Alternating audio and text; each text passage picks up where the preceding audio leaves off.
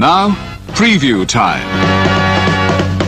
So let's take a look at what's coming your way.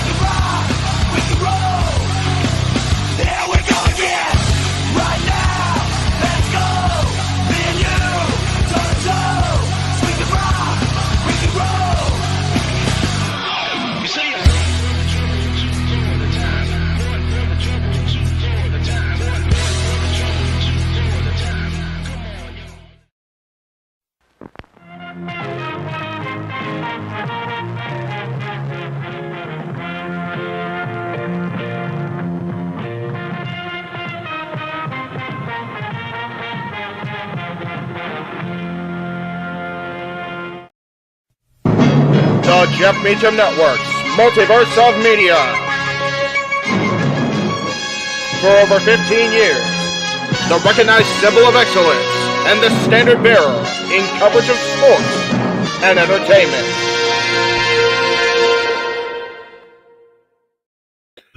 We are live for this edition of the Jeff Meacham Network Multiverse of Media Watch-Along. I will be taking over for the first part of this as producer man and hosting this week's festivities for NXT Spring Breakin Part 2.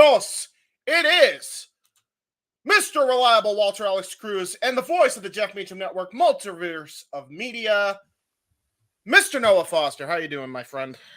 Doing very well. Good to see you all once again as we are back here for week 2 of Spring Breakin. So again, we have 2 titles on the line. We go underground with Mixed Martial Arts and Submission Techniques Challenge and so much more as we see how NXT continues to shape the landscape of WWE after the fallout of the WWE draft. Good to see you all once again here on screen. Good to see everybody in the chat. Hope everybody enjoys the conversation. Again, please like, subscribe, comment, tell a friend if you want to dictate the conversation. Donate to dictate. Super chat, as simple as that. Shout out to the man who's named the marquee, Jeff Motherfucking Meacham, and of course, our Mr. NXT himself, our friend, the Renegade JJ Williams, in all his best in his current real life ventures. May he succeed. But it's good to see you guys once again. Let's get into it. Awesome sauce. I am going to be off the screen, but you guys predict the matches going forward.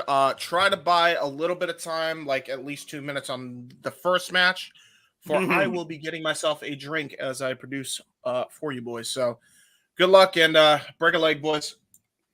All right. Sounds simple enough. Well, first up, before we get into the festivities, Walter, good to see you. For the first time ever, you and I are actually going to do some commentary and coverage together. Simply Reliable, folks, has come to life. So enjoy it.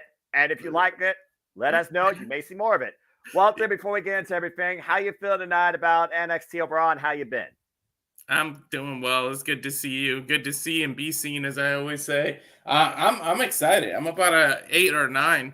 Matter of fact, 9.5. NXT has been on fire lately, and it's like I'm so glad that WWE has kicked it up a notch, and we're in this new era. And I can't wait to see where we go from here, especially after the draft. And they lost a couple of people. They've been drafted off. If you've seen Raw or SmackDown, we won't say, in case you haven't watched it yet, we won't say who was drafted. But some people are gone from NXT, so it's a new era. So we get to see what's going on here. Yeah, and again, as we keep talking about the genesis of this new era, the Paul Triple H Levesque era kicked off at WrestleMania 40 as we proceed to find out what Backlash is ahead. And stay tuned, folks, for Backlash predicting and predictions across NoDQ and the Multiverse of Media. In fact, be sure to shift gears later on after our coverage tonight to NoDQ.com, where we'll be predicting WWE Backlash. And also, to your point, of course, we've covered the WWE draft here, the Multiverse of Media as well, so people can go look at that for further thoughts. And I'm sure they'll also cover what changes have been made and what promotions have been seen from the NXT landscape to Raw and SmackDown. Cleaver Con Andrew, good to see you as always. Safety, good to see you, my friend. Good to see all the early birds here as we are just a little bit over 20 minutes away from NXT Spring Breakin Week 2 taking the airways. So let's go ahead and start talking a little bit about it. And quite a graphic he pitched first here.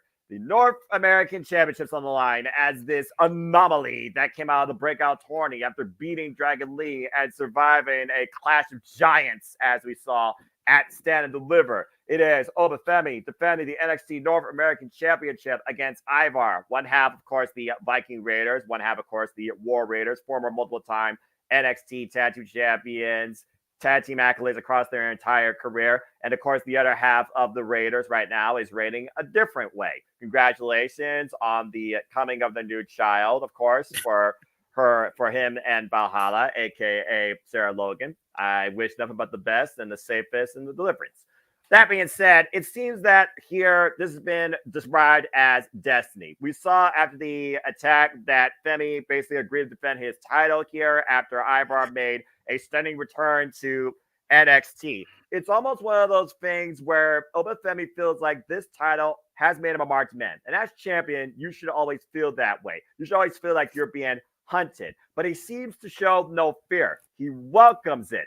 And we've already seen him overcome the likes of Dijak, Josh Briggs, Dragon Lee in a rematch, and also even the partner of Josh Briggs in Brooks Jensen. That being said, what's your thoughts on this NXT North American Championship match? Big, meaty man, meat-slapping meat, as we like to say. Yeah, I think this is Big E's wet dream here. Like he coined that phrase, the whole big man slapping man meat, and it ran off. So if he had his way, he had like a King of the Ring style all one tournament with all big man. These two would definitely have to be included. I mean, what else can you say? And I'm so happy for Ivar that he doesn't have to go away. Like most people get injured, and because of their partner being injured, like you don't hear from them, or they say we have nothing creative for you, and they disappear and then get lost in the shuffle. It's good to see that even though he's part of a team, they can see that he can hold his own and be a single star. And like I'm so happy that back in the old days your partner's gone and all of a sudden we have nothing for you and you're benched for no reason. Mm-hmm. It's good to see that. And then Obi, man, like what can you say? Like I see Obi having like a Gunther style run with this title. Like I don't see Ivar winning this. I see Obi moving on, and the fact that he's main roster on top of that Ivar. So I think that was a unique thing with Dom being NXT champ and Dragon Lee because he was just drafted. But I don't think that any other main superstars are really gonna like win a title and then not be in NXT and just go back to the main roster. So I say Obi's gonna win, but it's gonna be a tough battle. Like these two are gonna go at it. It's not gonna be a little 3-minute squash match like Obi's used to. It's gonna be some rough and tough stuff going on. Yeah, I expect this to go the distance, similar to how he was able to stand deliver against Dijak and Josh Briggs. And we've also seen Ivar in singles action, to your point, for quite a duration of his time on Monday Night Raw. And of course, showing what he's capable of with a super heavyweight, cruiserweight style, likes of limitless ones like Keith Lee and Samoa Joe that have defined where there is no limits to what you can do in the ring. We know what Ivar's capable of. Of course, he's hung with the likes of Ricochet. So I'm looking very forward to this match, and I definitely expect this is going to be another one of those proving grounds. For me, Obafemi is still very much unproven. Yes, he's had a dominant run so far as champion. But again, he cashed in just in January. He's one of the newest people on the entire WWE landscape. In fact, there's no prior history whatsoever about this gentleman in the wrestling industry. He's as fresh as the day is long. So again, it's another huge opportunity for Obafemi to show what he's capable of as champion. So I'm looking very forward to this. Dan, it's good to see you, by the way. Welcome back. Good to see you. I'm just going to add this one little thing, and then I'll come back off screen. We got a man who embraces his Viking heritage, taking on a man who has to go with his roots of Nigerian violence. What the fuck do you think is going to happen? Carry on. Cultural conflict. That's fair enough. All right. Damn it, James, you accurate idiot. All right. that means I'm smart. Well, once in a while, you do have a moment of brilliance. So I'm proud of you. Let's go ahead and see what we got going on here. I mean, again, possible worlds collide. Of course, we know the draft is in the books, but let's go ahead and keep moving forward. Talking about the draft, as we know, we have Nathan Frazier and Axiom, the current NXT champions, taking on the Offers of Pain, one of the most notorious, dangerous, and one of the most dominant NXT Tag Team Champions of our former NXT days.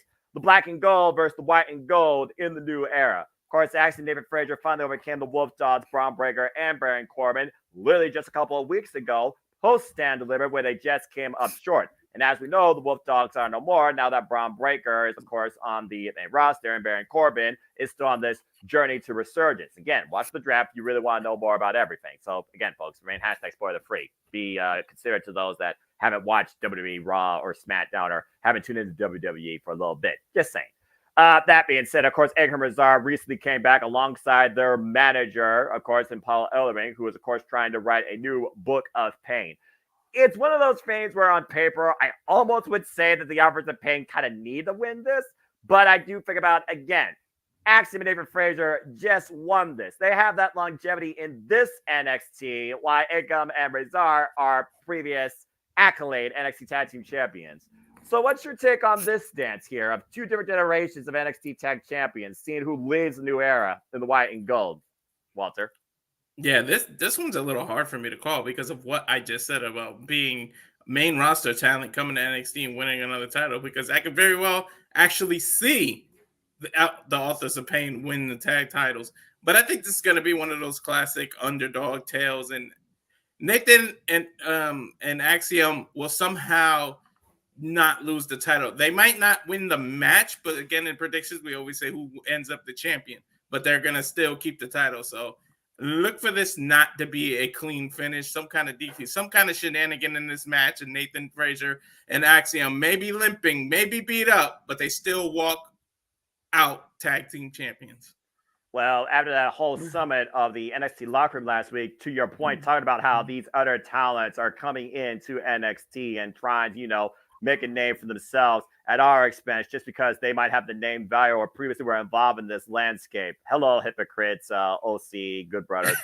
But that being said, it pretty much is a stand for NXT, and it's time for Axiom and David Frazier to stand deliver, put up or shut up, get beaten, or close the Book of Pain before it's even written. So I kind of agree with you. It's one of those things where I do feel like right now that Axiom and David Frazier, they need this to really put to the test how far they can go as a tag team and how far they've grown since being in NXT. It's their home. So why Cleaver does make a point, the faction does need to win desperately. I think the pressure is more on Axiom and Nathan Frazier. So I'm hoping the champs retain. Well, that being said, before we continue, as I talked about earlier, yes, James, I believe you have something that you want to announce. Yes, ladies and gentlemen, your main producer for the evening, the Renegade of Wrestling, JJ Williams, is in the house. How are you doing, good sir? I am doing well. Can you guys hear me okay? Absolutely. Yes, we can. Cool. What do you wanna unveil good news? Is it good things? No. We're not doing that on the air. No. Oh, Ty, I didn't know. I was trying to be nice. Okay. Well, never mind. So much for that. Shit, I lost my remote. But the good news is I'm here earlier than I thought I would be. That is very good. There you go. Well, again, it's your brand. It's once again their time. It's the conclusion of their 2-week spectacle. So I think it only makes sense that you definitely should be part of it. So it's good to know that you are here for it, and may Mother Nature have mercy for you on it. So far, it's your fine. NXT. It's definitely the video, your the latency, everything's fine. Everything's fine. Everything's fine. We're all fine. Yeah, true that. With that said, I'm going to see myself out. I'll keep my the graphics that way you could get yours at a leisurely pace, JJ, and then you guys can just kind of go by that. With that said, have a good stream, boys. As I always say, just enjoy life and enjoy wrestling. All right. Well, that being said, JJ, again, welcome back. This is your brand. So far, we talked about 2 matches, but I think it's only fitting that you lead the conversation on this one. Perfect segue, James. So with that being said, JJ, take it away. Yes. Thea Hale and JC Jane, the match that I have been clamoring for like a drug fiend for the past month or so. Like, this should have been a stand and deliver match over the 6-person tag that we had. Not that there was an issue with that 6-woman tag, but this feud, this rivalry has been on the level of Trick and Mello here the last few months. And as such, it deserved that spectacle at Stand and Deliver. So I'm definitely glad we're finally going to get it. The $1 million question is does Thea Hale finally get her revenge and she finally take out the evil, toxic JC Jane? Or is there more to come in this rivalry? Wow. And I'm still on the fence about that because there's part of me that says that this needs to, like Emmanuel just put up in his $2 super chat. Thank you, Emmanuel. Hey.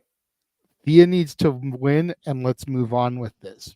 But if JC is starting to build,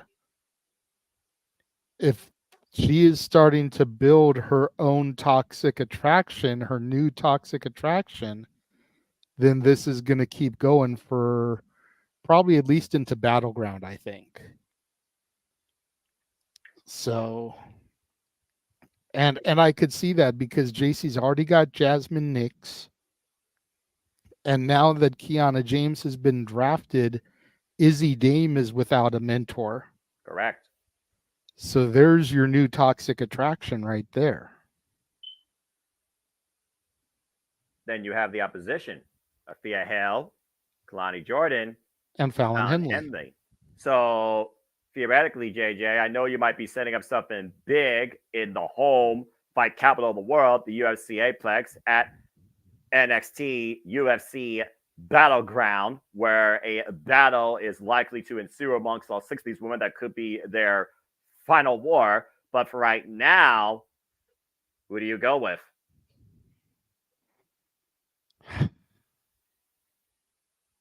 I'm going to go with my heart on this one. I'm going to go with JC, or I'm going to go with Thea, excuse me. You're fine. Okay, so we have Thea Hale. Emmanuel said Thea Hale. King Mike said Jesse Jane. And Walter, now I put it on you. Of course, we know Jesse Jane was part of the most notorious faction in these weird hybrid eras of NXT. Longest reigning NXT Women's Tag Team Champions alongside Mandy Rose, who was one of the longest reigning NXT Women's Champions, where Toxic Attraction basically made the white and gold and the rainbow in their own shade of black and red. Why Thea Hale looks to purge this toxicity and bring back purity, maybe towards her journey back towards maybe challenging once again for the NXT Women's Championship, back where this all started after her professor threw in the towel and Thea Hale lost the confidence not only in her institution, but maybe in herself. Thought she needed a change, but realized she doesn't need to change. She's not a loser. She knows who she is. And once again, JJ has his bubbly Thea Hale back. And after the threesome of babyfaces got the better of the heels at Stand Deliver, as we all predicted and expected, the story finally comes ahead in this one-on-one, non-gimmick, traditional, first time ever one-on-one match. So, Walter, where do you stand? I'm going to also go with my heart, but my heart's a little different than JJ because I don't want this to be a one-time thing. And usually when there is a rivalry, the heel pulls off the first victory. Correct. Then through some kind of shenanigans, through something that's not the cleanest win, that keeps it going. And I think that the new toxic attraction is going to form. I do see it. JJ hit the nail on the head. I do see that coming. I believe that's part of why the draft went the way it did. So I see JC taking the first win. It may not be the cleanest. It may not be that.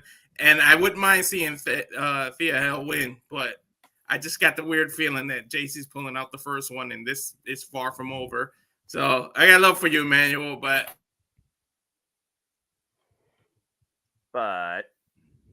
there we go.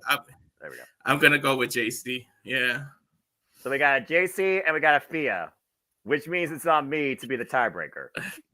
And we know you don't enroll in Chase University. You don't subscribe to the philosophies of the great teacher, Mr. Andre Chase. So you're going to go for the toxic one here.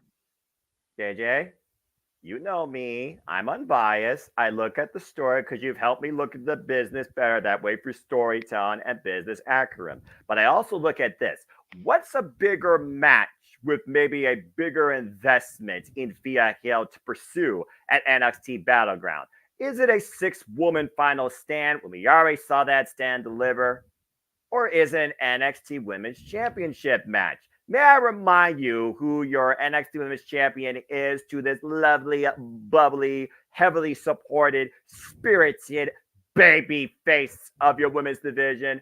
Oh, just the prodigy, self-professed, self-proclaimed, self-obnoxious hero, now heel, full-on, Roxanne Perez, who already neutralized the biggest babyface in the NXT Women's Division now that she has ascended to a grander stage. And at this point, we want to do NXT spoilers and WWE drafts. I suppose we could because Jade already talked about one earlier. So, believe it or not, I'm going with Thea Hale on this one. I think Thea Hale does surprise us and get the win against Jessie Jane, and that leads to her road to challenging for the NXT Women's Championship again. I don't think her and Jessie Jane are done with each other, but it's also one of those things where I do think about this. You said it yourself. It's usually the first one and maybe a series. I've seen them go to 3s. I've seen them go to 2s. I don't think Thea Hale and Jessie Jane will be done with each other, but I think Thea Hale will finally neutralize this toxicity for now before Jessie Jane bubbles up again with revenge. So I'm actually going with Thea Hale, surprising us here. And it won't be by submission. I think it's going to be via surprise roll-up because you talked about the outside factors. Izzy Dame, Jasmine Nix. We talk about Fallon Henry, Kalani Jordan. All hell is going to break loose tonight because these 6 women are going at it like rabid cats. But I'm going with Thea Hale, surprising us here with maybe something we don't expect and something Jesse don't expect. I'm going with Thea Hale for the win. That's definitely a surprise for me, man. Probably about as surprising as when you heard that I now believe in Joe Henry. Yes! By the way, SC also now has officially been accoladed by Joe Henry. Joe Henry believes in SC, so congratulations to Sienna Chanel. That means that's a whole different conversation. But yeah, and on this show, I look at this card and I think about what we're going to talk about in our main event, as it should be. Damn it! Well, we do have 2 other matches that were announced on social, so we probably won't get to discuss the main event until we get a full-blown non-picture-in-picture commercial break. Yeah, that's fine. Besides, that's the most important match. We can talk about that all night. We can consider the accolades, the backgrounds, and the stage setup with all 4 of these women. 2 in the mat, 2 on the outside. But we'll talk more about that later. But yes, I picked Thea Hale. Can we get it one time, Noah? Can we get it one time? No. I may believe in Thea Hale a little more, but I still don't believe at all in Chase U. You ain't getting me that far. Not yet. All right. Well, found out it was added via the social medias. Shawn Spears is looking to bring the aggression out of Ridge Holland here this evening. Huh. The chairman. This is something that's been going on for the last few weeks. Yeah. Probably a little over a month, ever since Shawn Spears, the chairman, made his return to NXT. Of course, Ridge has been down in NXT for a while, trying to redevelop himself. Injury prone, known for causing injuries, of course, responsible for the injury to Big E, responsible for the injury to Elton Prince in his shoulder that resulted in him being in a wheelchair. Right. Straight up gimmick, we all know, but still, that was at Ridge's hand. Right. And then he comes down here, couple of gimmicked injuries right off the jump. And Shawn Spears has just been like, dude, he's been like Emperor Palpatine in Star Wars, like, give in to your anger. Let it flow through you. And Ridge keeps trying to maintain on the light side of the Force. He doesn't want to give into the anger, give into the hate. He doesn't want to turn into a Sith. That's the perfect comparison, dude. I know it is, and especially with May the 4th just at the end of the week here. But is Ridge Holland finally going to give into his hatred, or can he vanquish the chairman, Shawn Spears, in this? And this is still way too new of a rivalry. I think there's way too many legs, too much mileage here. I'm giving Shawn Spears this one because I don't think Ridge is going to snap yet, but it's gonna be that pushing him towards the snappage. It's going to be Darth Vader cutting off Luke's hand. Yeah, even I understand that reference. I agree with you completely. There's too much mental warfare going on. It's a battle of mental warfare. How far can you push a man before he breaks? And that's what Shawn Spears is doing right now. You think about the way Shawn Spears came in again with that proverbial promo about the three faces and the mask and all that type of, jazz and stuff like that. And why he already went upside down against Joe Gacy with Ridge Holland, attacking the man before the bell. And honestly, nothing else has come from that. It's one of those things right now where at the heart of Shawn Spears' return to NXT right now, it's Ridge Holland. And I think Ridge Holland right now is at a crossroads. And this match right here will take him in a direction further one way versus the other. I think Shawn Spears manipulates his way towards the win. Doesn't have to be clean. Could be disqualification. If he gets the aggression out of Ridge Holland, Shawn Spears wins no matter what. Think about that. Walter?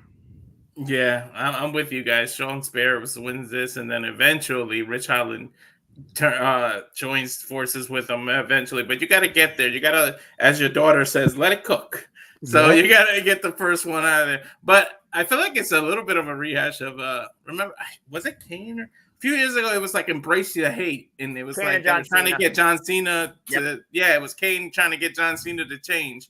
It didn't work, but I feel like this will work. I think Shawn Spears is a good enough character, and he can get in Ridge Holland's head and manipulate him. But I think it is brave of WWE and NXT to actually make that a story. Holland's injuring people, and then I was a little iffy about that when they first did that, and I was like, why bring that to TV, man? Because deep down he feels bad for what he did to Big E. But I mean, I'm not gonna lie, I was skeptical too. But unlike the Maxine Dupree thing with the Candice LeRae heel turn, this has actually been booked properly. Yeah, I give it to him. And also they're using that, you think about how Ridge Holland feels about that. If they can find a way for Ridge Holland to look past that, that not only helps his career, but also Big E understands that too. Because come on, that he and Big E probably talked about this type of stuff too. There had to be some clairvoyances before proceeding with this. He, Shawn Michaels, Ridge Holland. Then it's good on all fronts. This is very wise booking. I almost think that's how I want to see Big E come back, is when Ridge vanquishes Shawn Spears, have him use the same move that put Big E on the shelf. Oh, man. Do it successfully, and then have Big E come out afterwards and embrace him. Yeah. Kind of showing the whole world that he forgives him. I think that would be huge. Peace finally at heart and mind for Ridge Holland. All right. And the other one that was added, we kind of knew a little bit about it last week because we saw the vignette for this new tag team, Tyson and Tyreek. We knew they were going to make their debut. They ain't going to get no slouch team to go against. They've got the Good Brothers in their debut match. Gallows and Anderson. Well, that's a unique setup. And I feel like on the surface, you would think, well, Gallows and Anderson should win. They're the vets. These two guys are untested, but that's the key, I think. They're untested. If you're going to establish them, if you're going to make a name for them, if you're going to set them up for something here, then they've got to go over on the Good Brothers. Yeah, and it's also one of those things where it's their debut. And I feel right now their debut is important for them to leave a good first impression. And beating former Raw Tag Team Champions, that's a hell of a statement. But also the OC, the Good Brothers, they're two guys that don't like losing. So at the end of the day, they still might get their comeuppance beating the daylights out of them post-match. But I'm curious to see what this new tag team will do as I look at the feed, and we are mere seconds away, changing gears into NXT Spring Breakin. So without further ado, Jets and Multiverse of Media, let's get right into it. Let's get ready to go. Yes, sir. I'm looking forward to this shindig. As always, here's the JMN Multiverse of Media, where we cover all the specials, all the brands, all things professional wrestling. Damn it. WWE, NXT, Ring of Honor, AEW, NJPW, TNA, and sometimes some other stuff too. We come together following the WWE draft to bring our conclusive coverage of NXT Spring Breakin' Week 2. As of course we saw last week, as you see from the hype package when Spring Breakin' kicked the airways off. We of course had a beach brawl. We had 6-man tag team action, impromptu women's singles match. And most importantly, the NXT Women's Championship was on the line in a triple threat opener. And of course, the NXT Championship was on the line in the main event. We saw how far Tatum Paxley was willing to go to try and achieve the one thing that she has been looking for her entire career. And Roxanne Perez, like a thief in the night, prevented her from achieving that. We also know who we're going to go in the underground with against the Queen of Hearts and this Latina fire with an MMA background. Carmen Petrovic, Shayna Baszler, the corner people for Natalia and Lola Vice. The top Ganja was buried underneath the waves in the beach brawl against Zoruka, who snatched her soul and planted her for a table. Very curious to see what's ahead for Zoruka as we prepare for the NXT Women's North American Championship tournament participants to be determined. And of course, last but not least, we embraced, we celebrated, we reacted, and we shared in the moment where we saw Trick Williams whoop that Trick and slay the Mad Dragon. The entire wrestling world was abuzz talking about that main event, Ilya Trick 3. And boy, did they stand and deliver and brought everything possible that night, JJ. Yeah, last week was a phenomenal event. You know, Ilya Dragunov, Lyra Valkyria now going up to the main roster. Best of success to them up there. Yeah, I kind of said it to Walter last night when we were doing our draft post show. I can only imagine what Shawn Michaels feels like, considering he's been down there cultivating this talent. Kind of like a parent watching their kids go off to college and leaving the nest, you know? And for a guy, as silly as it may sound, who's invested his time and energy in this brand for the better part of the last 2 years, who's seen some of these kids grow and develop and reach their apex. I'm not going to lie, I got a little bit emotional watching Ilya, Lyra, and especially Blair getting drafted last night. Well, that was last night. I got emotional watching them get emotional, and I loved the fact that we were getting to see the people behind the characters cut their promos. You know, Kiana James on Friday gave quite the babyface promo. Blair gave quite the babyface promo. And it was just good to kind of like let that wall down for everybody and be like, this is who I am. And I mean, just big moves being made, man. I can't wait to see what happens. Just like I can't wait to see how this young man does. First time coming to the ring as your new NXT champion. It's a Trick era, baby. Yes, it is, JJ. As he sees this moment and slay the dragon last week at Spring Breakin, putting it on the line, saying that it would be for the final time he would grace the stage NXT if he lost that night. But he didn't. He whooped that Trick, and now is the face of your NXT. Let's go ahead and hear what Trick Williams has to say here.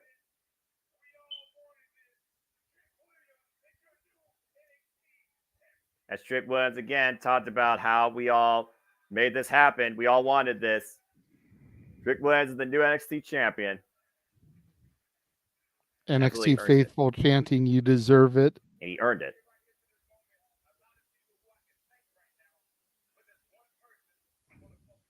What are you doing, focus? Damn right. And again, since we talked about the draft, as you pointed to earlier, and I'm definitely going to talk more about that during the picture commercial. Congrats to Ilya Dragunov, one of few elite drafted up to the other rosters, now part of Monday Night Raw.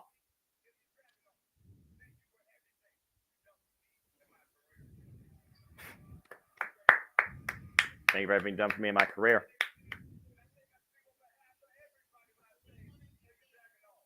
Yep. Yeah, Raw got the good one, in my opinion. Yeah. And with the fact that Raw kept Gunther and Kaiser and got the New Catch Republic, Tyler Bate and Pete Dunne, and now they've added Dragunov too. Noah's going to get excited on Monday nights, boy. That's his NXT UK. I honestly might start watching Monday Night Raw if I see all those men booked at the same time the right way. Just saying. And Alba and Isla also moved over. Whoop that era. There you go. All right.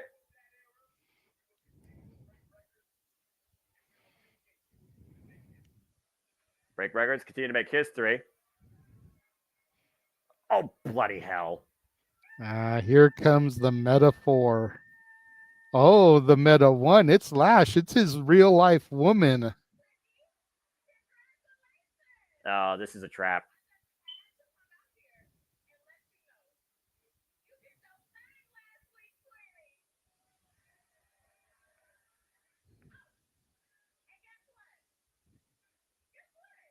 What?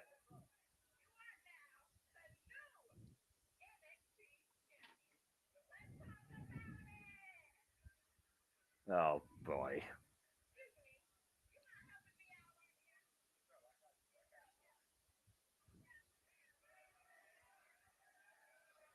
What's in the envelope? Mm-hmm.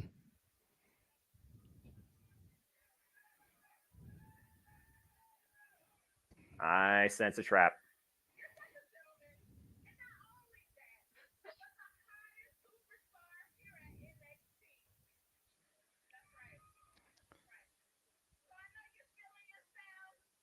Trap or not, you know they got to be loving being in there having this segment together. Yeah, I suppose.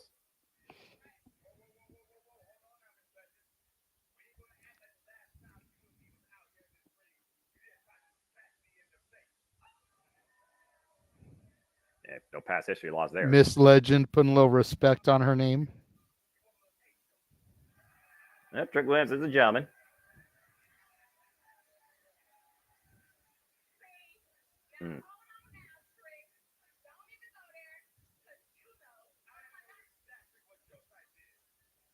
Yeah. Stop! What? Watch that be one of her pet names for him. What?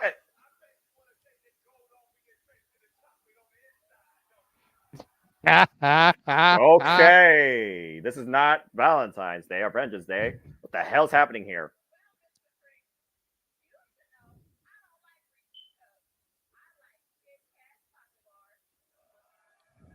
Oh, give me a break.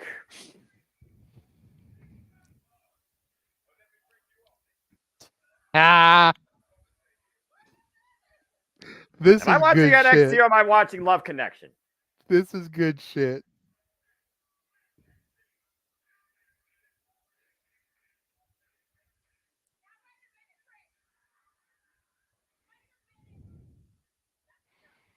Yeah, seriously, for once I agree with the TikTok reject.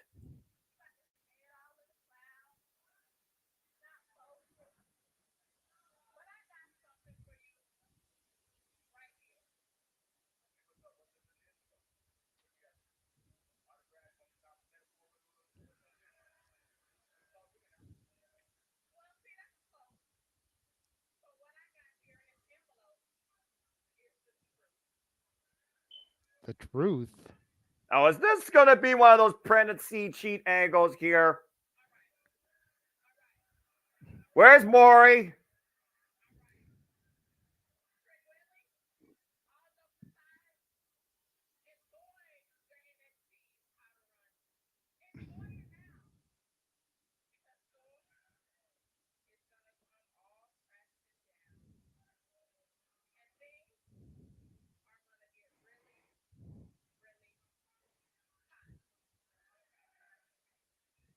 Right. Well, that was some random nonsense. I'm not sure what Lash Legend's trying to do. Gold digger. But anyway, something in that envelope defining the truth. Maybe she thinks Trick can't handle the truth, but I guess we'll continue to follow this story as it develops, folks. Interesting. Oh, Lord. We get some more with Ariana Grace and Gigi Dolan. I don't think Gigi Dolan knows anything about table etiquette.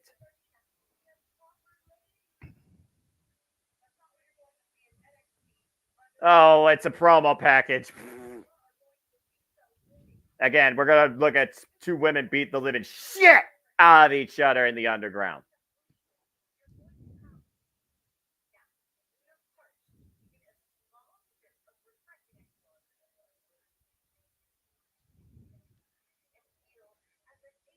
Gigi just chugging it. That's how you do it. Hey, I like that. Girl's got some bass. Yeah. As the one with the most bass in the family, let me tell you what. Okay. I like the way they're using this little BS segment to kind of hype up the show here tonight. Well, it's one of those things where I expected this before that opening segment, but honestly, with the way that opening segment went a whole different direction, I take this.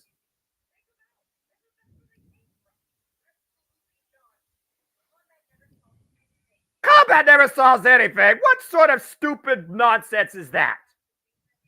Punch people in the face!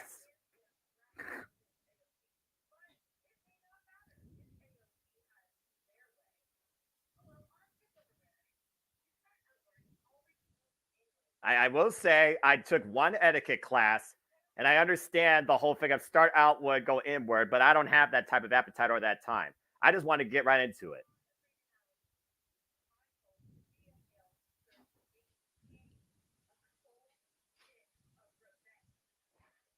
Oh, I'm sure Gigi does want that, considering her feud in history with JC.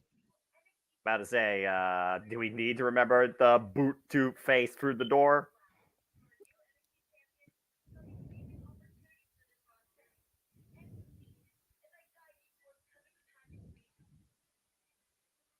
Gigi doing the pageant queen. Do it, do it, do it, do it, do it, do it. Even with the added effects, I suppose that was all right. Well, that being said, folks, after that unique transition, welcome everybody into NXT. Welcome to week 2 of Spring Breakin'.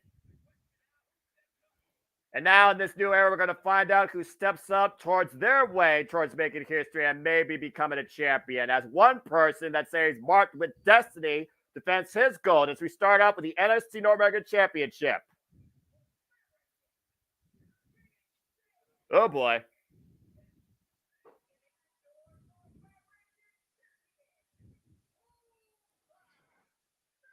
Doing good, Mansfield. Thanks for joining us this evening, and thank you for asking.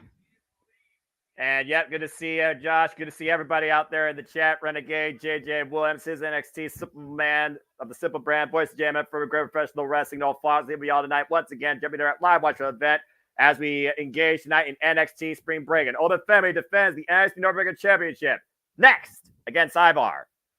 You know who I'd like to see Obafemi go up against? Who? Willie Mack.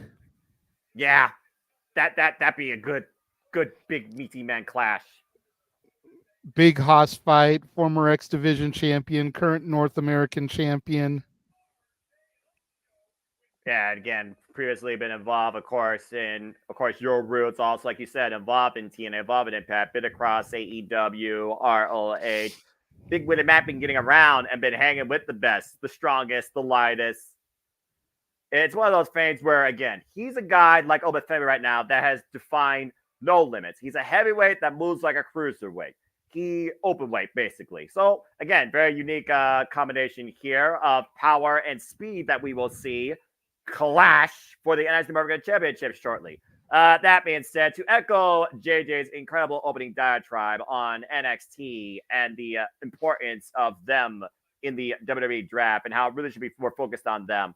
To all those that got called up, and if you don't know by now, spoiler alert, 3, 2, 1, we of course had Kiana James, Lyra, Valkyra, the most emotional one, if I'm being perfectly honest, Dijak, Ilya Dragunov, Carmelo Hayes, and of course we had who am I forgetting? Blair Davenport, the top Ganjin, and Baron Corbin. Well, yeah, another resurgence. I almost forgot about that because Baron Corbin's still one of those guys I almost kind of forgot about. So thank you for that.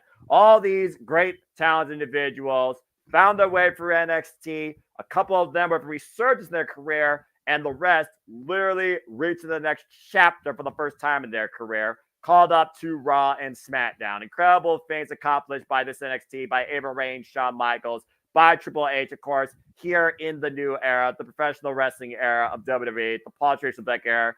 Huge congratulations. All the best to all those incredible men and women. And truly, they were the most important and probably the most valuable and the only realistic, worthwhile WWE draft picks during the entire draft to take in, despite the ones that made history each night. Good for Bianca Belair. Good for them, though. So, again, I'm very happy for all of them. And honestly, that does warm my heart.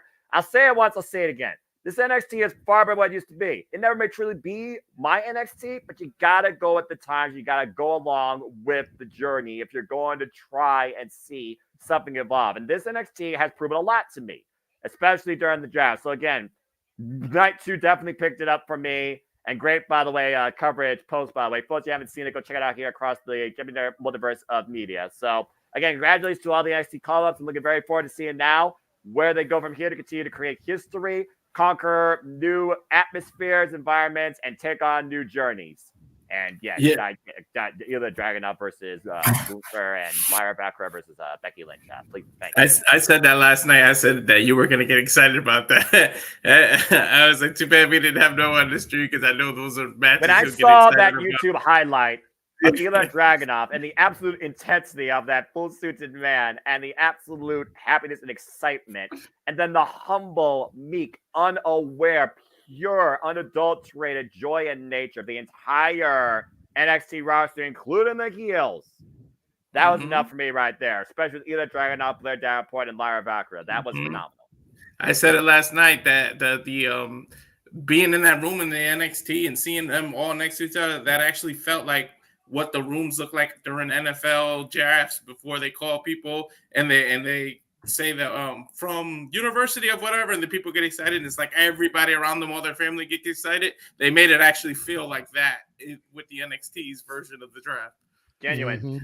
Genuine call up, graduation, achievement, whatever you want to call it. Genuine. I truly felt that and embraced that and respect and appreciate that. That was awesome. Not gonna lie. And again, JJ, as we talked about here, the NXT North American Championship online, of course, your women's division will have an NXT Women's North American Championship. And I know that someone said in the comments, maybe Thea Hill could be one of the runners in for that. Speaking of runners in, former NXT Women's Champion, Queen of Spades, Shayna Baszler, hello, Big G, coming in alongside Lola Vice now as we prepare for NXT Underground, first ever women's NXT Underground bout. As on the other side, you see the boat, Natalya, alongside fellow Canadian Ice Queens, as what's her name? Raymond talked about, of course. Carmen Petrovic, as we get ready for the first all women's NXT Underground bout. But in the meantime, it's time to raid and see if we crown a brand new NXT North American champion. Yes, and congratulations to Eric and Sarah Rowe, Valhalla pregnant with their second child right now.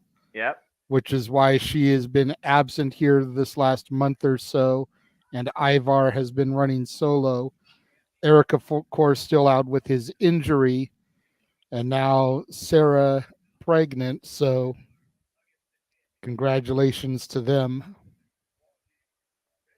Yeah, you look at the tail of the tape here, you would think that these men are probably similar in what both may bring to the dance. But again, the difference here is experience. Of course, as you said, Eric and Ivar, Viking Raiders, War Raiders, whatever you want to call them, multiple-time accolade tag team champions wherever they've been, whether it's New Japan Pro Wrestling or NXT. But Obafemi has proven to us that he can take down the fiercest of foes. The reigns are underway. The man marked by destiny, he says, to always be hunted.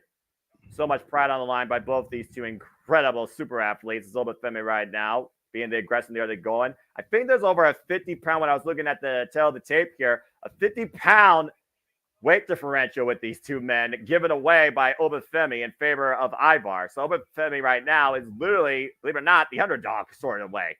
That's crazy to think about. Jesus, the aerial assaults that Ivar can conduct here at his size. Match, of course, for the North American Championship, as you pointed out. Still haven't found out who's going to be in the tournament to crown the first women's NXT North American champion. You got to figure we might get that information here tonight. That way they can start building on that towards Battleground, Noah.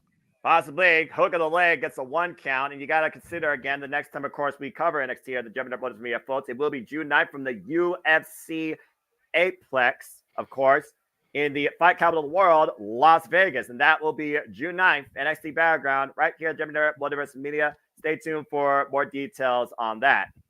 Of course, again, Ivar brings so much power and yet still matches his power with speed. Ooh, the backbreaker, though, caught by Obafemi out of the corner. And again, Obafemi, he's a complete unknown, okay? You would think that this guy has been running roughshod in this business, but he hasn't. Literally broke out of the NXT Breakout Tournament this year in January, beat Dragon Lee when he was Irish most vulnerable, became the NXT North American Championship, follow-up defeat against Dragon Lee, and then he survived Clash of the Titans against Josh Briggs and Zajic at Stand Deliver, and prior to that, Brooks Jensen.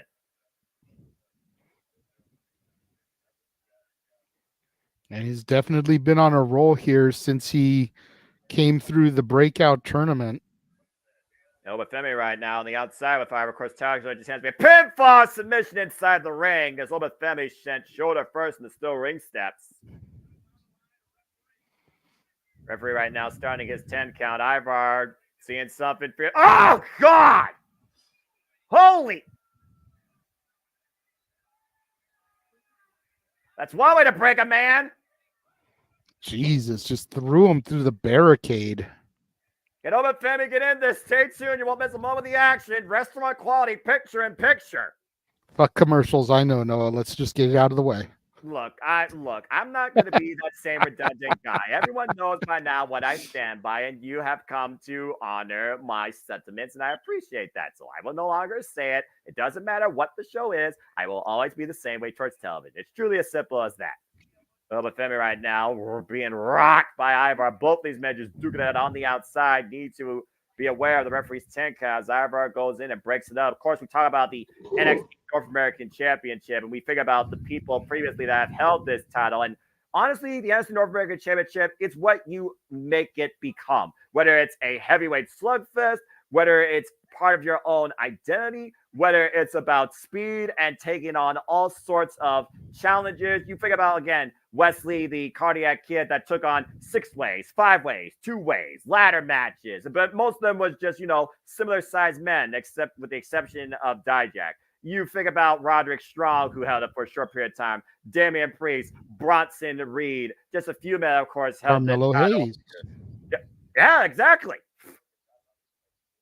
Dominic Mysterio bringing it to the main roster. Yeah, after losing to Trick Williams and only winning it back after 1 day, there's a 2 count, by the way, by Obafemi.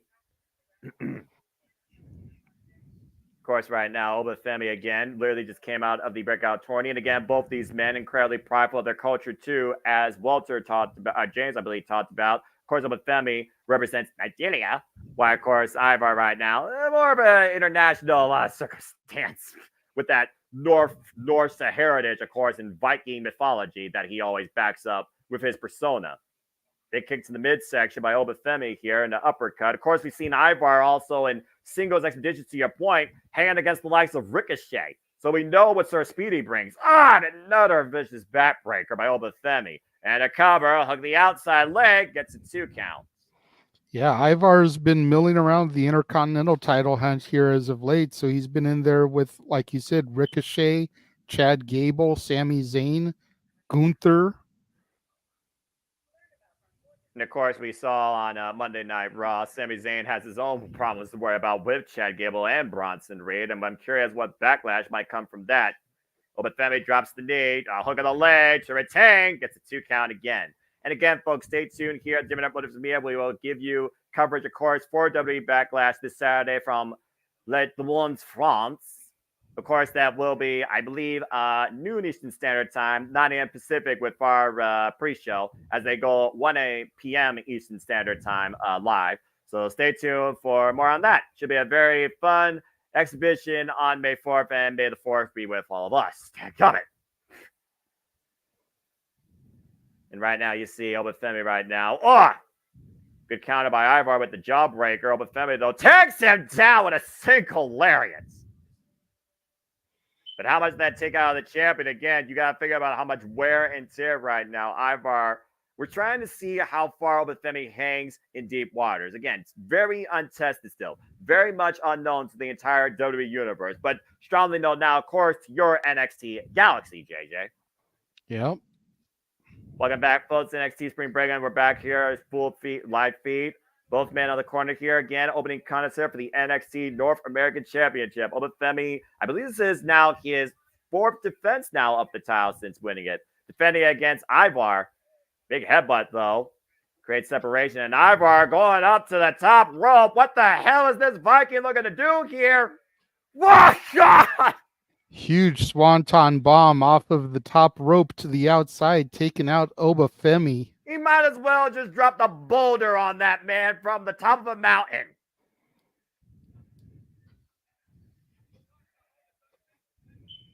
Good grief.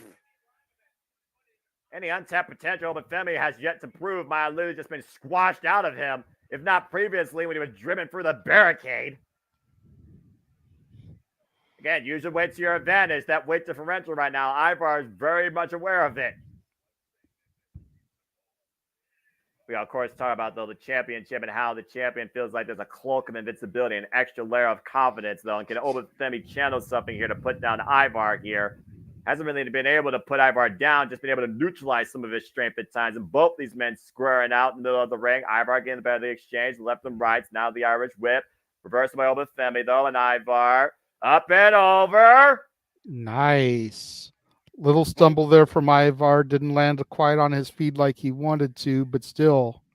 Up the second. And oi! Jeez. These Roaring elbow. Cover. Kick Not out. quite. Yeah, couldn't quite get the big man off that roaring elbow. Take a look again here. Bam! Yeah, right underneath the jaw. And I think that literally was just one of those moves on instinct. I don't think he got the full effect of it, to your point. The fatigue academy coming to play here. Obafemi falling up. Big uppercut in the corner. Now running in again on Ivar, trying to wear down the man that outweighs him.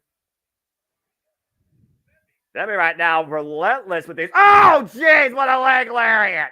Jesus. Is that enough? They're champion. No. Barely getting that shoulder up, but it's up enough there. All it's got to do is break contact with the canvas. That's all you have to do before the 3 count to stop the rest decision. Of course, Ivar hasn't had a singles titles accolade in his entire WWE career. Again? No, Obafemi says no. And Obafemi right now, what the hell? The sheer raw strength from this giant Obafemi. Samoan drop. Into a cover, 2. No!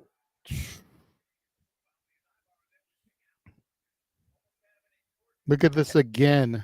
Almost a torture rack position, but to your point, just dropped him with the Samoan drop. A Nigerian drop, I guess, would be more appropriate, though. Yeah. Thank you for that, Walter. Please follow the Rage of Wrestling, folks. Talk about the strength of Obafemi. How about the endurance of Ivar to take that punishment and still dish out those ridiculous leg lariats? Doesn't matter how powerful you are, though. What matters is what you're willing to take, what you're willing to endure, what you're willing to do to come out the NXT North American champion. Now Ivar going up to the top rope, high wrist looking for the moonsault here. Drops, moonsault connects. He got every bit of it. Hook out the nail leg, and Obafemi finds a way for the rope break. Great ring awareness by this rookie. As soon as that moonsault landed, he rolled close enough to the ropes. Look at this again, Noah. Oh, bam. I think that and then you see Femi rolling just enough so that when the pinfall was gone for, he was in distance to get his foot on that bottom rope. Yeah, and I think to your point, that left knee caught Obafemi in the face. So the fact he had that awareness out of that, trying to get back up to his feet, to your point. Oh, God. Seated senton on the run-in by Ivar. Great awareness by the champion, but I almost wonder at this point is the champion on desperation mode. And Ivar again going up to high-risk district. And Obafemi, you've got to be kidding me. No way. This late in the match, no way. Electric chair for Ivar. Drop! Boom. And Obafemi Femi right now has breathed new life into this match for himself to preserve his title. The man destined for war. Pop-up power bomb! That's got to be it. To retain, but Femi has done it. Man, hell of a match here.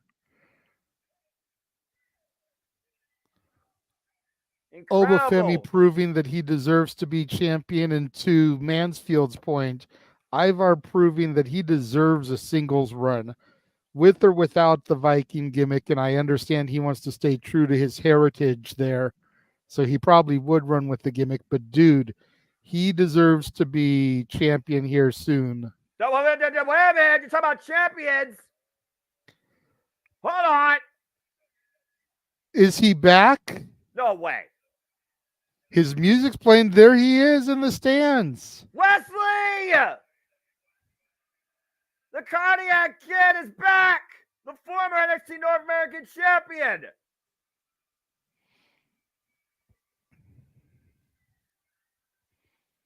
Oh boy. Well, it looks like NXT still wants to walk on the west side of things. Looks like he's in great shape. You see the way that he jumped there from the barricade to the stairs coming into the ring. Now face to face with the man who never beat him for that title. Wesley had to surrender the North American Championship due to injury. Exactly. Well, now we got Thea Hale backstage with the rest of Chase U, Fallon Henley there for moral support. Come on, Noah, throw it up. No.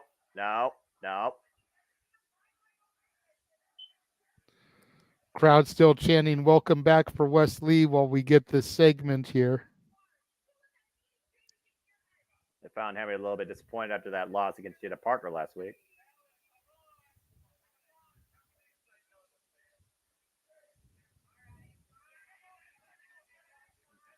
Okay, see, now I have some doubts here. I think the way that they're pushing for Fallon to come out here, Fallon may end up turning heel on Thea. Damn it.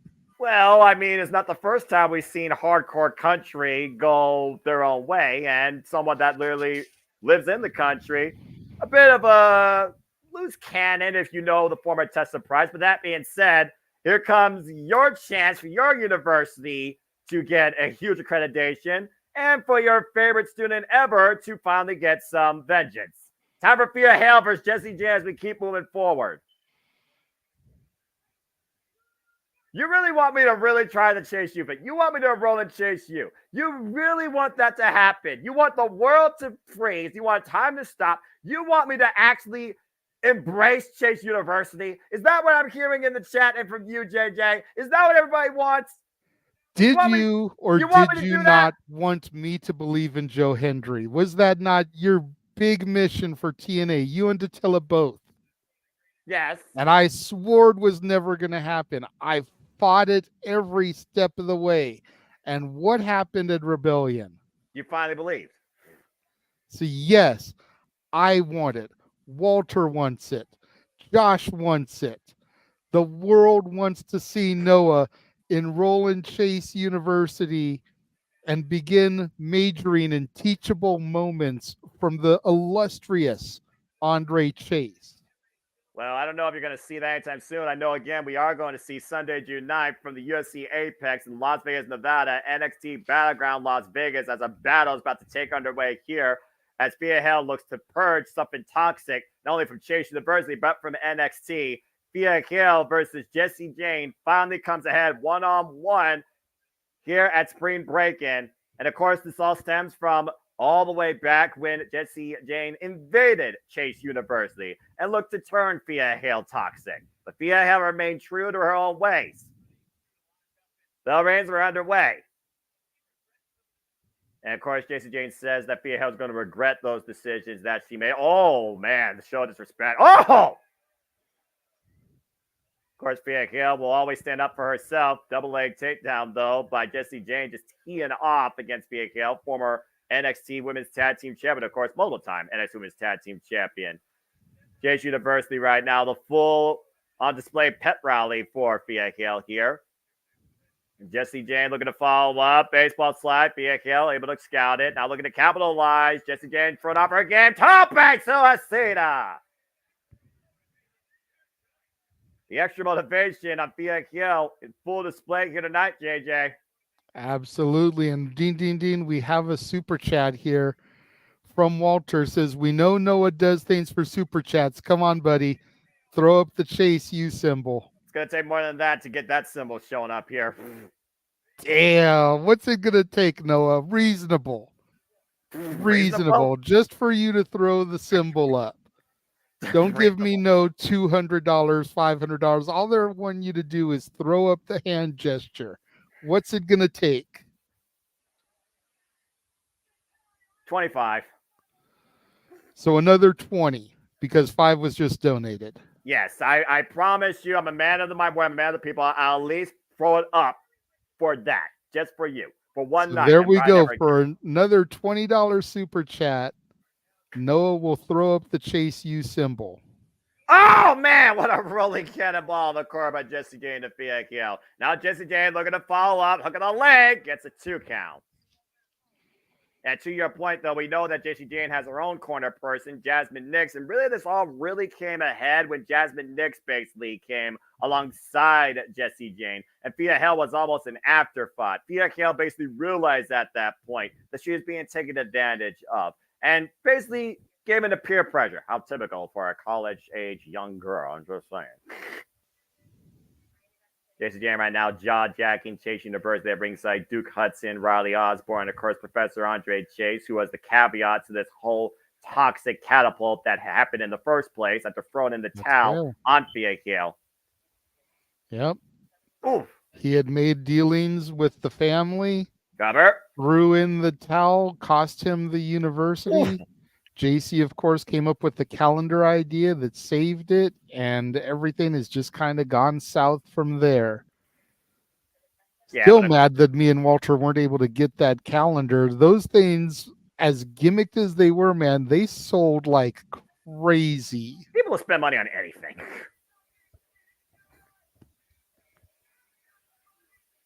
I'm sure eventually it'll be back on WWE Shop or NXT Shop or some shop.com, if not eBay. Nice kick. There's a cover. Hook of the leg. 2 count again by Jessie Jane. Of course, Jessie Jane coming off the fall of that previous rivalry with Gigi Dolan, who Gigi Dolan right now endorsed Thea Hill to serve a hot plate of revenge against her former toxic friend. Now the body scissors applied by Jessie Jane, isolating Thea Hill, trying to crush the wind out of her. Thea Hill still finding back, though. Of course, Thea Hill adopted the Kimura lock. Later the offense. Oh, nice cover. Nice modified cover there with the body scissors. Still maintaining waist and body control over her opponent. Thea Hill needs to find some way out of this to regain some sort of leverage in this match. Can Chase U wheel her back into this? Is the Chase U spirit stronger than this toxic attraction? Trying to do everything she can to pull away the grip of Jessie Jane. The shoulders down, and forces the break. Oh, back elbow strike. Of course, we saw it stand deliver. Thea Hill was able to get the win for her team, submitting Izzy Dame, who is not out here tonight at ringside. Neither is Kalani Jordan, but of course, we do see Fallon Henry alongside Chase University. And once again, that's the body scissors. Crushing the core of Thea Hill here is Jessie Jane. Of course, that aggressive nature of Jessie Jane is one of the reasons why she's one of the most accomplished NXT Women's Tag Team Champions in this brand's history. Yeah, absolutely. Cover. Kick out again. And we're back here live on Spring Breakin right now. Women's action underway. Thea Hill and Jessie Jane finally coming ahead. Several months in stewing. Thea Hill for a shot. Ducked the axe handle there. Big back kick by Jessie Jane. Just took her down by the hair, too. Such a cheap but effective tactic. Jessie Jane, big senton run up. I think Thea Hill was able to get her knees up, though. Nice forward flip. Thea Hill feeling it. Now up the bottom. Oh, my God. Cutter. I made it with the cutter for 2 counts. I'm not even sure if Thea Hill was even aware enough to kick out of this, JJ. Look at that. Yeah, jumped back. She looked like she was going for a back elbow or something and got caught in a reverse cutter. Great resilience, though, by Fia Hill being demonstrated here, still maintaining in this fight. And no, make no mistake about it, this is definitely a fight. Uh-oh, Jesse Jane might be looking to, whoa, for the cannonball again and misses. He's never but turnbuckle. Nobody home for her. Fia Hill blocking the kick. Oh, God, and a headbutt. Jesus. Glasgow Kids of sorts. And nobody wins in that. I don't care who you are. Fia Hill literally thinking with her head and using it. Even the fans don't win in that exchange, Noah. Yeesh. Fia Hill right now, though, again, being willed on by Chase University, trying to keep her spirit strong, while Jesse Jane, once again, trying to get back up to her feet. Both these women literally rocked. Big right hand delivered by Jesse Jane, a follow-up by Fia Hill, blocking the shot, and Fia Hill trying to get the better of this exchange. Jesse Jane right now taken down, and Fia Hill building some momentum, JJ. Kick to the knee. Follow up. Nice! Rolling net breaker. That intensity of Fia Hill is one of her greatest strengths. What the hell is that? A Michinoku driver? Oh! Looked like it there. I thought she was going to go for the Falcon Arrow, but didn't have enough leverage with her height and instead turned to a Michinoku driver, dropping her on her head and shoulders. Nice near fall. Jesse Jane trying to crawl over to her confidant, Jasmine Nix, who again cannot get involved in this match unless she risks disqualification. Now Fia Hill looking follow up again, and Jesse Jane able to scout her. The roll through the cover, hook the leg, and a 2 count. Near fall. We got another $15 towards you throwing up the Chase U from Walter. Someone else got to just throw in another $5, and Noah's going to throw up the Chase U hand sign. Well, I'm trying to focus on the wrestling here. Found Henry just saved Fia from an attempted cheap shot by Jasmine Nix. Now Fia Hill looking to take advantage. And a Kimura locked in. Trying to lock it in. Jesse Jane taken down to the mat. Will she tap out? Will she does? She tap! She tapped! Nice. She tapped! Fia Hill wins!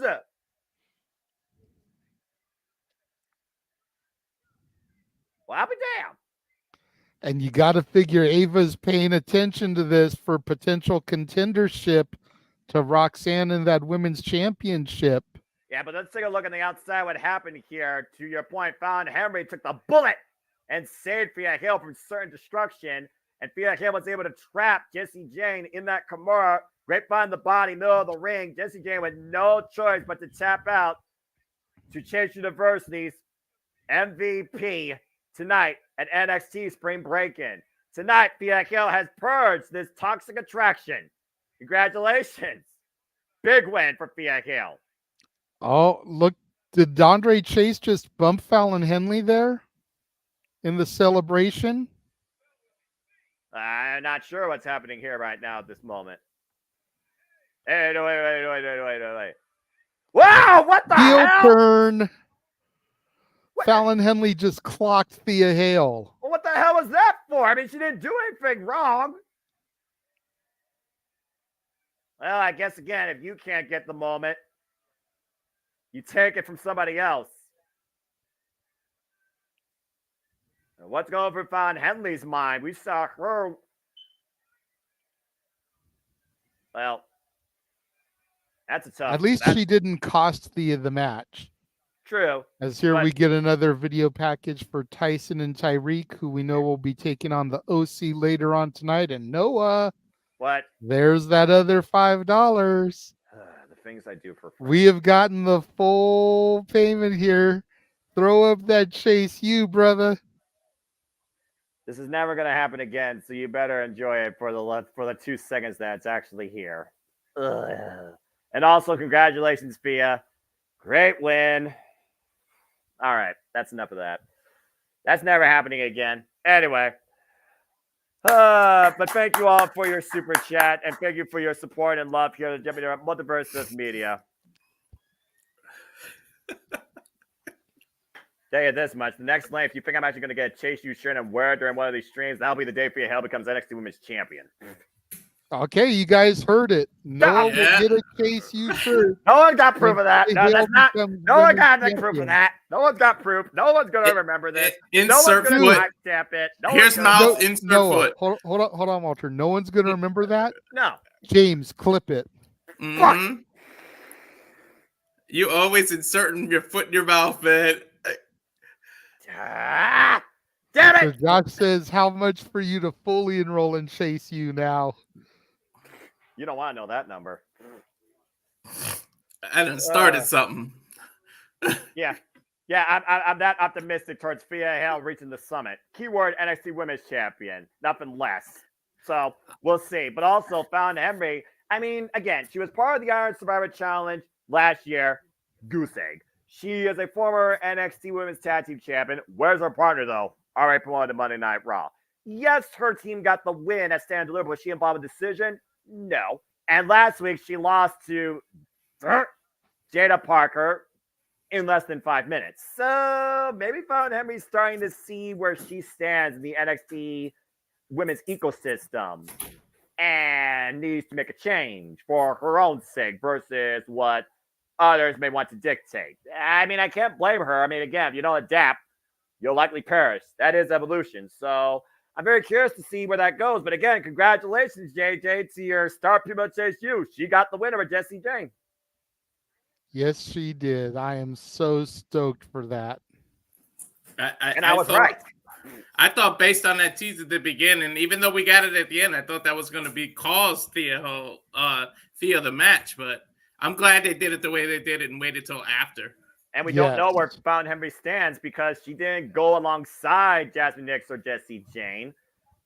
So again, where does this leave Fallon Henry? Where you think about Fallon Henry, Brooks Jensen, and Josh Briggs have all gone their separate ways? Who knows? And I gotta give it up for Ivar because that match was wow. Yeah, but how about Wes Lee coming back? To JJ's point, again, champion I named off. Title he never lost. While Oba Femi's been taking on juggernauts, he's now got the cardiac kid in his sights. And it's going to take a whole damn lot more to stop that heart versus those bigger men that Oba Femi's been fighting. Mm-hmm. Now it's speed versus power when that match ends up happening. Exactly. All right, well, as we got a full commercial break, again, I hope everybody's enjoying our coverage so far of NXT Spring Breakin Week 2. Please subscribe, comment, tell a friend. Thank you for your super chats, and please let everybody know across the internet, across all the social medias, that we do this for all the biggest shows, all the biggest brands, all the biggest PLEs and pay-per-views across all things professional wrestling. Damn it. And, of course, next time we're with you will be, of course, this weekend. I'm never going to live that down. The things I do for friends. And yes, I'm a man of the people, not just the voice of the network, but a man of the people. So there you go. The true people's champion. The true voice of the voiceless. With the title in the corner. It was worth every penny. Oh, Lord. My ACW crew is never going to let me live that one down. Yay. Of course, the coverage, the fun, the shenanigans, all the hilarity, all the events are far from over here as we are we're near done after tonight. Of course, tomorrow night we have Simply Predicting 6 p.m. East Standard Time for WWE Backlash. As we go backstage and we see Carmen Petrovic preparing Natalia for, of course, the first ever NXT Underground Women's Contest. And we'll see how far the submission background Natalia can hang against the MMA background of Lola Vice. I can't wait for that match. You guys know how I feel. Even though it's a wrestling match, you know how I feel about MMA. And the fact NXT Underground is not necessarily a wrestling match. It's a different format. It's almost a foundation hybrid where you think you're going to get, a presentation of Bloodsport versus, the training sparring session on an underprepared ring. So again, I'm very curious in that take, and I'm sure we'll talk more about that and each competitor and their background later as we go back inside for tag team action with Gallows and Anderson, the Good Brothers, taking on the newest team on the scene at your NXT, JJ. Whoa. We just saw the promo for them again before the commercial. Tyson and Tyreek. Tyson DuPont and Tyreek Igwe. I probably pronounced that wrong. Hopefully in time I'll learn the correct pronunciation of that. But right. Two rookies here going up against the experienced vets here in Carl Anderson and Luke Gallows. And of course, Carlos and Luke Gallows are former Impact Tag Team Champions, Raw Tag Team Champions, IWGP Tag Team Champions. Both men storied tag team specialists. You figure Luke Gallows was, of course, Festus, teaming with Jesse back in the day. And Carl Anderson goes back to the Real American Heroes, former NWA World Tag Team Champion alongside Joey Ryan. Not to mention the Machine Gun Carl Anderson, original OG of Bullet Club before tagging alongside Big LG. He was alongside Tama Tonga. He's one of the original 4 of Bullet Club, by the way, too. And right now, of course, to your point, these two athletes are NIL athletes, part of the new Next in Line initiative that WWE's been doing, bringing in future potential WWE superstars into NXT from a collegiate athletic background. So again, a real first test for these two. Whoa, big splash though. Cover, hook a leg, it's a 2 count. And you figure about, again, what NIL had brought forward so far in your NXT. So many bright new prospects, JJ, including a couple, of course, that we now know are part of the main roster scene that's been down here for a little while. Tiffany Stratton was literally inspired by the likes of freaking Charlotte Flair wrestling to become a WWE superstar. And now she's part of SmackDown. Yep. Tiffany Stratton, you figure Kaylani Jordan. Oh. You know? So Ruka. Yep. All came from that Obafemi. Kiana James. The body shots right now. And now these guys, I'm not sure if that's Tyson or Tyreek, but just some huge body blows there to the body of Gallows there. Yeah, that's unlike Big LG to take body blows like that. Usually he's the one that's dishing out those sledgehammers. I know that first experience watching this man live in Impact Wrestling when he tagged alongside Kenny Omega in 6-man tag team action. And that's Tyreek, by the way, in the ring to help you right there. So it looks like Tyreek right now is in the clutches of Big LG, Luke Gallows. And of course, we saw the Good Brothers recently come back to NXT, just like the Offers of Pain, who of course will be challenging for the NXT Tag Team Championships later on night against Axiom and Nathan Frazier. Look at the strength of Tyreek trying to hoist the big man up. Unable to, though. Rose Fruit, tag to Carl Anderson. Tag on both ends now, tag to Tyson. And Tyson. Okay, so Tyson's got the more buzz cut. Tyreek has got the dreads. Yep. Good way to help remember that. Yeah, and Tyson, by the way, for a big man, good agility shown here with that drop kick. And follows up, catching a Carl Anderson. Oh! Ooh. That was a unique way for a sidewalk slam. Or backdrop suplex from a lower edge. What an uppercut! Good Huge God. European uppercut. He just cleaned. And the tip up. He just cleaned Carl Anderson's clock. Tag back to Tyreek coming in. Yeah, LG, though, trying to come in and play defense. Big uppercut got stopped in his tracks. No, hoist it up! Are you kidding me? Big double choke slam to Gallows. Carl Anderson, the legal man, though. Oof. And I believe Tyreek's also legal for the other side. We got the 2 legal men in the ring. Good Irish whip there. Front end. Oh, no! Shoulder first. And hoisted up and planted with a spine buster on the spine. That trademark Anderson spine buster there. Good Brothers right now, of course, know how to take advantage of the film. Might be looking for that formula for the 1, 2, 3, hooking him up. Magic Killer connects, and the float over is the cover. 2, sweet. The Good Brothers win. Good Brothers spoiler the debut of Tyson and Tyreek. Man, but those two guys have got nothing to be ashamed of. They went in there with some veterans and definitely held their own.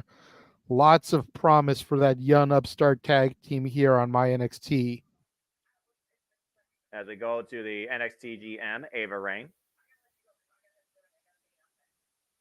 What? Ava on the phone with Adam Pearce. Looks like she's got to go to the ring for a huge announcement.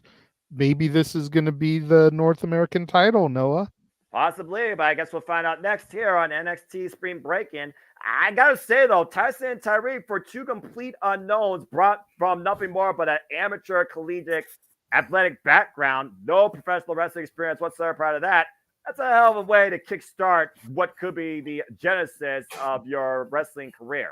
So absolutely, kudos to them. Definitely impressive. Very impressive. Well, as we got a commercial break here, let's go ahead and talk a little bit more about what's ahead, of course, in our NXT Women's Underground match. As we know, Lola Vice has already shown disrespect to the belt herself, Natalya. And, of course, Lola Vice comes in with that mixed martial arts background. For those that don't know, she has Valerie Loreda. She, of course, has an MMA background and previously debuted at Bellator 222, ending with a record of 4 wins, 1 loss, 2 via knockout, 2 by decision. I believe she has the fastest hands in the game and is looking to knock Natalya the fuck out. Of course, and her loss was even a very, very, very close decision. It was a split decision loss. It wasn't like she got dominated. No, but also to your point, it's also one of those things where we know in Bellator and MMA, they fight in rounds. I don't think NXT Underground is going to be anything like that. So I'm very curious to see how she handles this atmosphere where we know Natalya knows how to handle herself on the mat, in the dark, in the dungeon. Don't we, JJ? Oh, yeah.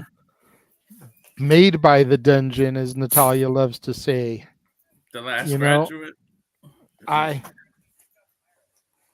Okay. I want Natalya to win. Everybody knows my love for Natty Neidhart. Of course. Of course. But I feel like if Natty wins, Lola just gets knocked down like 20 runs. And she is on a huge ascension right now. Whether she becomes Women's North American Champion, whether she challenges Roxanne, at Heat Wave or whatever is going to be after Heat Wave, I see Lola becoming a big-time player here in the not-so-distant future. Very fair. Natalya has no reason to win the NXT title. No. Zero. So I feel like if Lola doesn't get the victory here, why are we doing this? Like, Natalya needs to be here to put Lola over. So I'm going with Lola. Yeah, and again, the pressure's on Lola, especially after surrendering her breakout tourney women's championship opportunity during an active women's championship match. And while she had an incredible showcasing at Vengeance Day, she still put herself at a disadvantage and lost in the end. And now we have Roxanne, of course, our current NXT Women's Champion. Of course, on the other side, we got to consider, again, the 2 people in the foreground that's been helping train these 2. Of course, also known for mixed martial arts coming out of the NIL program, Karma Petrovic, formerly known as Monika Kurosawa, coming out of Canada. She, of course, has a background in karate. She was a member of the Canadian national team and the provisional karate teams in Ontario and won a gold medal, by the way, in several competitions. So Natalya has that also helping her prepare for what's going to be anything but a Matt Clinic. But if this goes to Matt Clinic, while Natalya is strong in that, I would argue, Walter, that Shayna Baszler is superior in that. Disciplined by the likes of course, Josh Barnett, has a background, of course, in Muay Thai and Brazilian Jiu-Jitsu. There's a reason why Shayna Baszler is known as the submission specialist, and she reminds Macho Slammers exactly who the fuck she is. Exactly.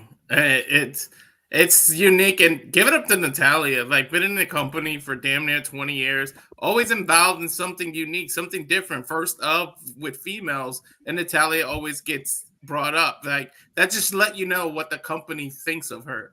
So we got to give it up. But, Lola is my mommy. She's mommy to me. So I'm not going to go against her. Yeah, I made sure to star that comment for when the match came up so I could throw it up there. But he said out loud, so I don't think he needs to now. And again, folks, that's still to come tonight here on NXT. As, of course, we look back at the WWE Draft. And again, please check out our post spots regarding each night here at JMN Multiverse of Media. As Ava Raine, of course, helped shape the landscape as we wondered to see who will be called up next to Raw or SmackDown from NXT. Everybody pretty much was on pins and needles wondering, was it their time to sign on the brightest stages of them all in WWE? Yeah, again, that NXT setup was so great. Like, the whole room Yeah. and everything.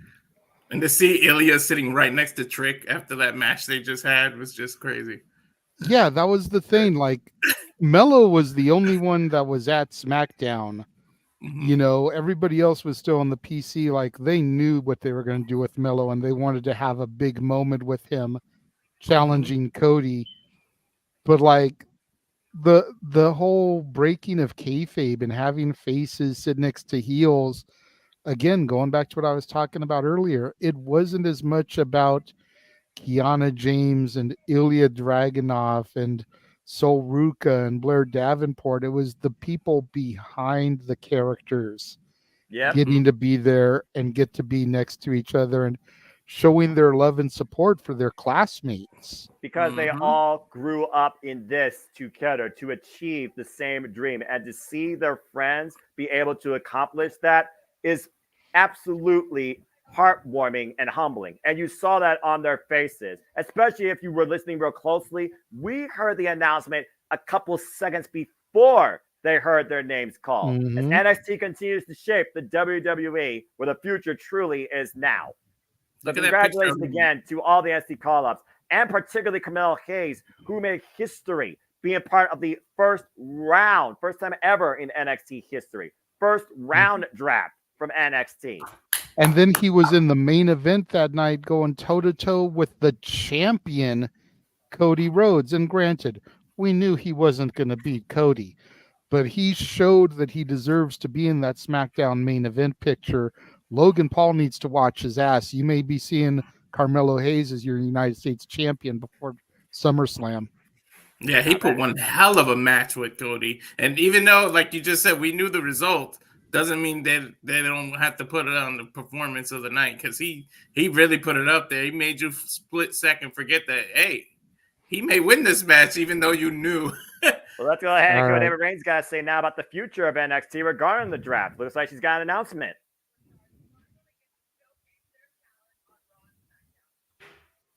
Again, congrats to all the NXT call-ups.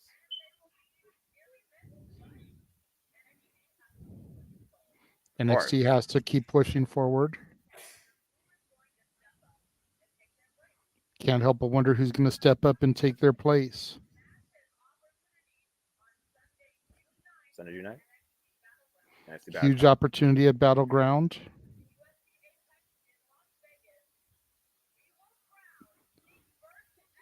Oh! We will crown at Battleground the first women's North American champion. There we go.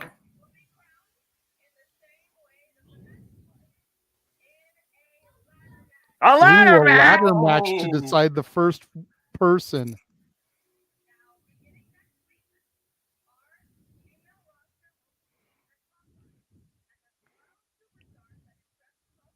Oh.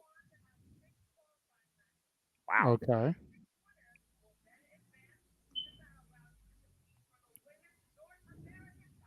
Well, that's quite a way to build, Suffield.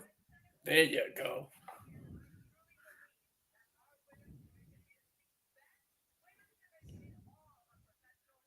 You arguably might nearly be there with this tournament. You arguably might nearly be there. And she called it professional wrestling. That what? You didn't hear? Oh, well, bloody hell. Jada Parker coming out to interrupt. I'm going to maintain my composure. Not going to talk about the gimmick. I'm going to maintain my composure.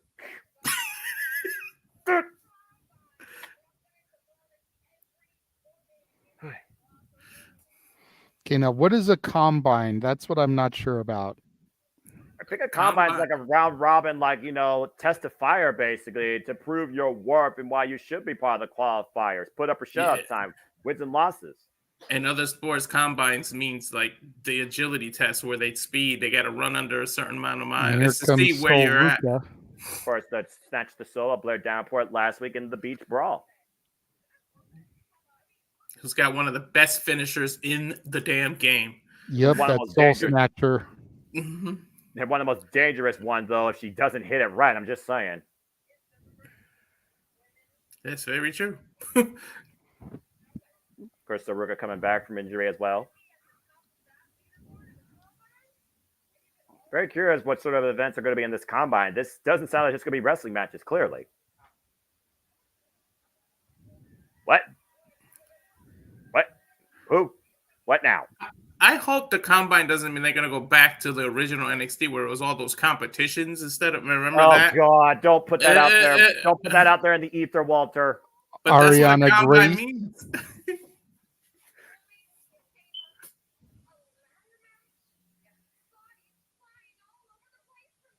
I think this ladder match is too far out of the repertoire of mixed NXT.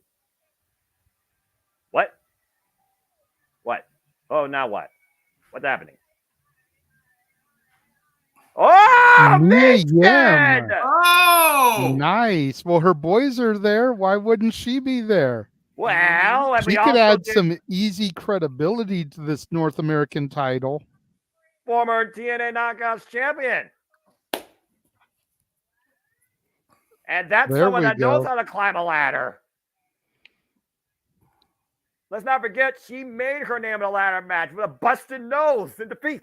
I was just going to say that, yeah, with a busted nose. Well, and her husband, former men's North American champion. What if Mia Yim becomes the first women's North American champion? Not too far out of the realm of possibility here. I'm genuinely shocked here that she came out. Well, it's not like she's been doing dually squat. It's true. Sure, this new era is trying to actually breathe new life into people that you've been hearing about in catering.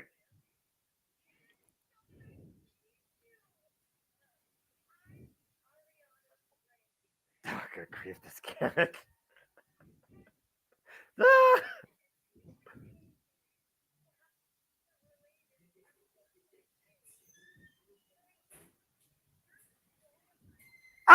Ooh. Them's is Ariana fighting Grace words. trying to say that Mia Yim is disqualified, and she And just here come the rest of the locker room. Everyone flying out here. Look at this. Everyone wants this opportunity. Jakara Jackson out there, Kaylani Jordan out there, Lash Legend out there. Oh my gosh. All the women. Well, again, we'll see who's part of this concubine and actually proves themselves worthy of being part of this ladder match still to come. And speaking of NXT champions, there's former NXT Tag Team champions, the Street Profits. Yes, sir. Montez Ford and Angelo Dawkins, who won those titles, by the way, in a 4-way ladder match. NXT TakeOver 25.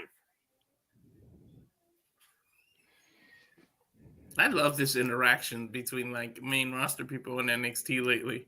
Well, I mean, again, it's like literally a passing of the torch, generational arrival. You know, you talk about honoring the past, shaping the future and the present. Even I can respect that. That is NXT.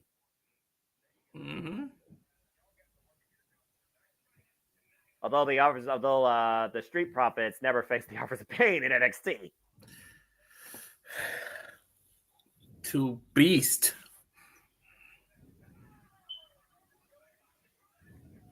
Montez Ford is such a character. This guy should be a singles champion. But I understand why they're still together as a team. That right there is why their little heel turn didn't work, and people were like, nah. They're too lovable, they're too marketable. Not lovable. All the vice and those fierce strikes to that punching bag. Ouch. It's going to take more than fast hands to beat Natalya. Yep. If Lola Vice only relies on the speed of her fists, then I think Natalya is going to catch her off guard. The underground still to come, but for now, Payne moves forward as we prepare for a grudge bout here with Sean Spears and Rich Hahn. And we'll talk more about this announcement from Maven Rain during our next Wrestling Clyde picture-in-picture commercial break, folks, as the chairman has arrived now at Spring Breakin'. Well, as Sean Spears makes his way, I do want to give this. I looked up the definition of combine, and I found a definition as it relates to the NFL, and I feel like that's where they're going with this. Yep. Because the NFL Combine is a week-long event where college football players perform physical and mental tests for NFL scouts, coaches, and general managers. So what I'm thinking is that next week, the women that they're scouting for this North American ladder match will have to do different tests, maybe like a hazing or a hell week in college, type of situations to see if they're mentally and physically prepared. And then once they get to 12 women, they'll have matches to see which 6 are going to qualify for the ladder match based off of what Ava said. I feel like that's where they're going. Yeah, that makes sense because you can't do what the NFL actually does because the NFL is a 40-second dash. It's the jump to see how high your vertical is. It's the hurdles. It's strength. It's so much. So I think they'll do like a wrestling version of it. It will be. Well, they could use some of those things. Think about when NXT was a TV reality show. Exactly. They did some of that stuff then. Yes, they did. So they could probably implement some of that stuff here. Well, as the bell rings and we're on into ring action here, Shawn Spears versus Ridge Holland. Noah, take it away. Well, I mean, it's not going to be a combine. This is just going to be mental warfare right now. But I guess sort of it's a combine when you think about Ridge Holland said that he stopped wrestling, and here he is back right now. You see the way that he was looking to take Shawn Spears' head off, and Shawn Spears right now with an evil grin on his face knows that he is preying on the psyche of Northern Grits. Ridge Holland, Shawn Spears, looking it up, NXT Spring Breakin. Don't miss a second of the action. Rest quiet picture in picture. And to your point, we're in the new era, the Paul Tracy-Levesque era, the professional wrestling era, giving it that more essential sports feel and focus, that level of reserved, qualified competition. And NXT right now is literally testing that both with mental and physical conditioning, it sounds like, for this combine. And with the deepest landscape right now of women's wrestling across the entire landscape, this NXT division, you just saw freaking 16 women right there just go Donnybrook in the ring. And I'm pretty sure that Ridge Holland wants to go Donnybrook on Shawn Spears. So I'm very curious to see what unfolds here, what 12 get a chance to try and qualify, what the 6 will be come June 9th, and who makes history as the first NXT Women's North American Champion. Further details on the come, and I'm sure JJ will keep you all posted, folks, for the love of wrestling every Wednesday morning, following the day after NXT. Please check it out here. Courtesy Kathleen Studios, Renegade JJ Williams brings you for the love of wrestling the day after the wrestling. Keep you in tune with all the shows every week, especially as NXT. Keep playing. Damn it. Rich Holland with a rising knee stride, though, rocking Shawn Spears again. We have crossed over, by the way, into the second hour as Rich Holland sends Shawn Spears up and over to the floor.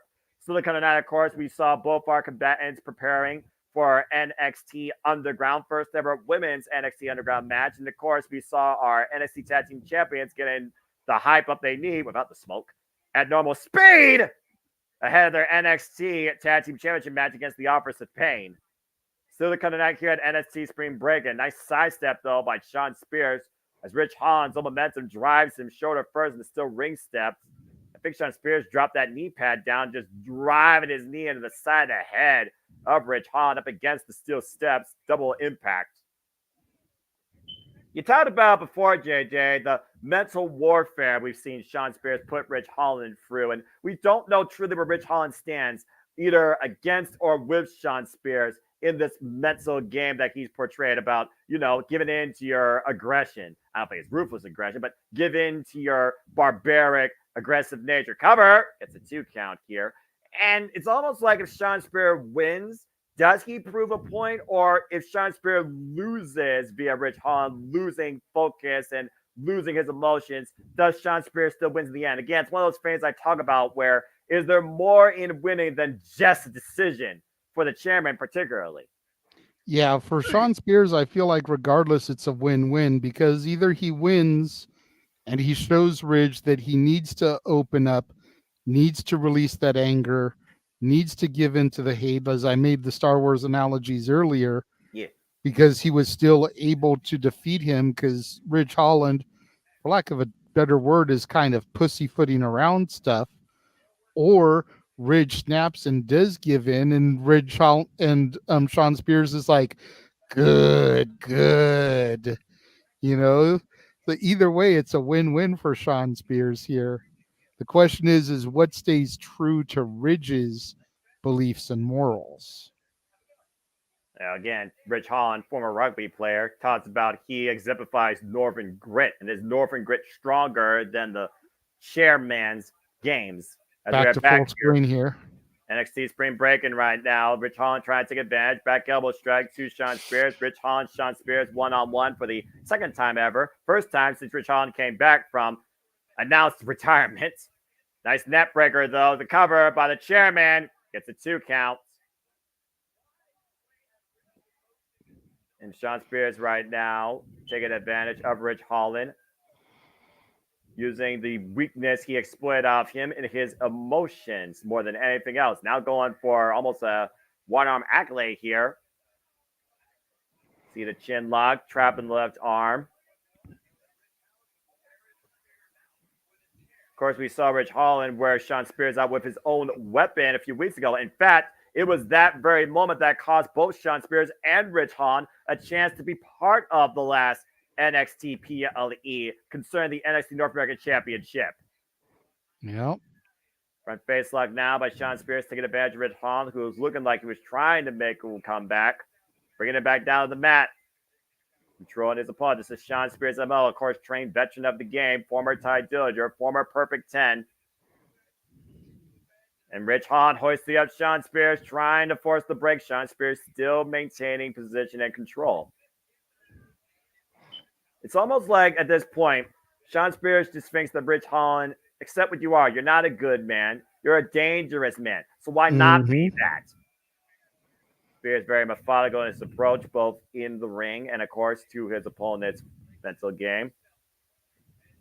Sean Spears, of course, knows what he truly is and believes that Rich Holland can be something else. Uh-oh. And Sean Spears might be being sent for the ride as Rich Holland hoisting him up, military press position. Just walking around with him and dropped him.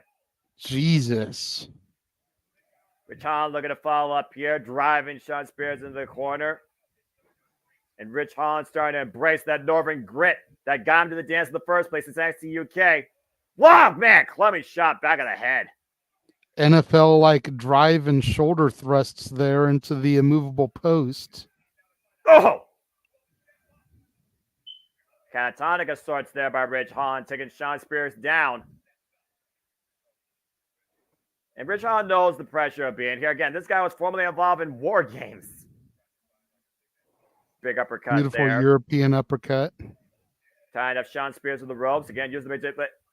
What? You saw that, right? Yep. Did anyone else just see a QR code and the word stop?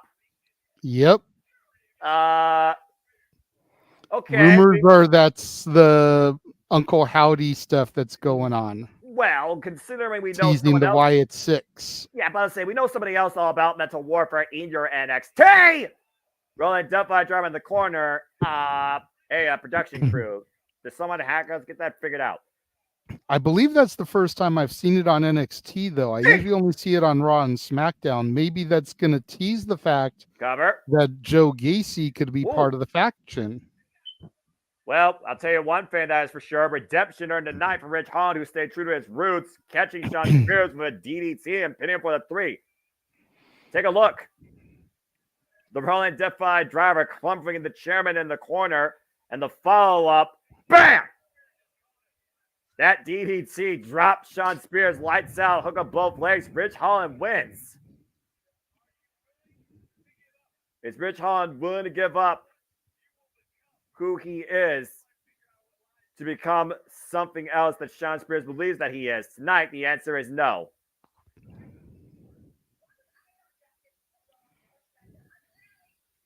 Roxanne Perez a little bit frustrated with Ava Rain.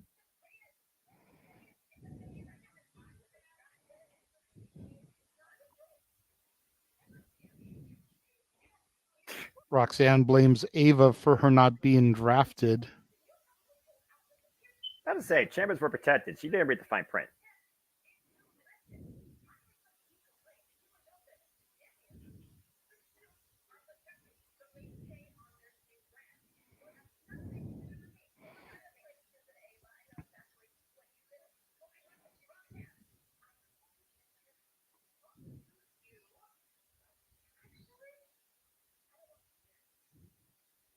Okay.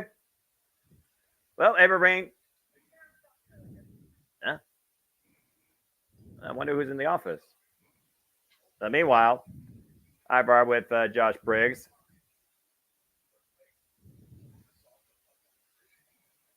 And Josh Briggs rubbing proverbial salt in the wound.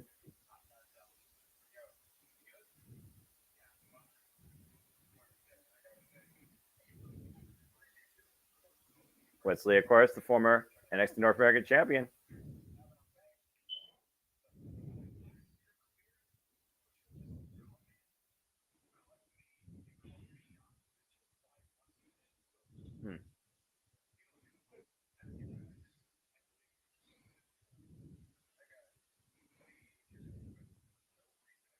Yeah.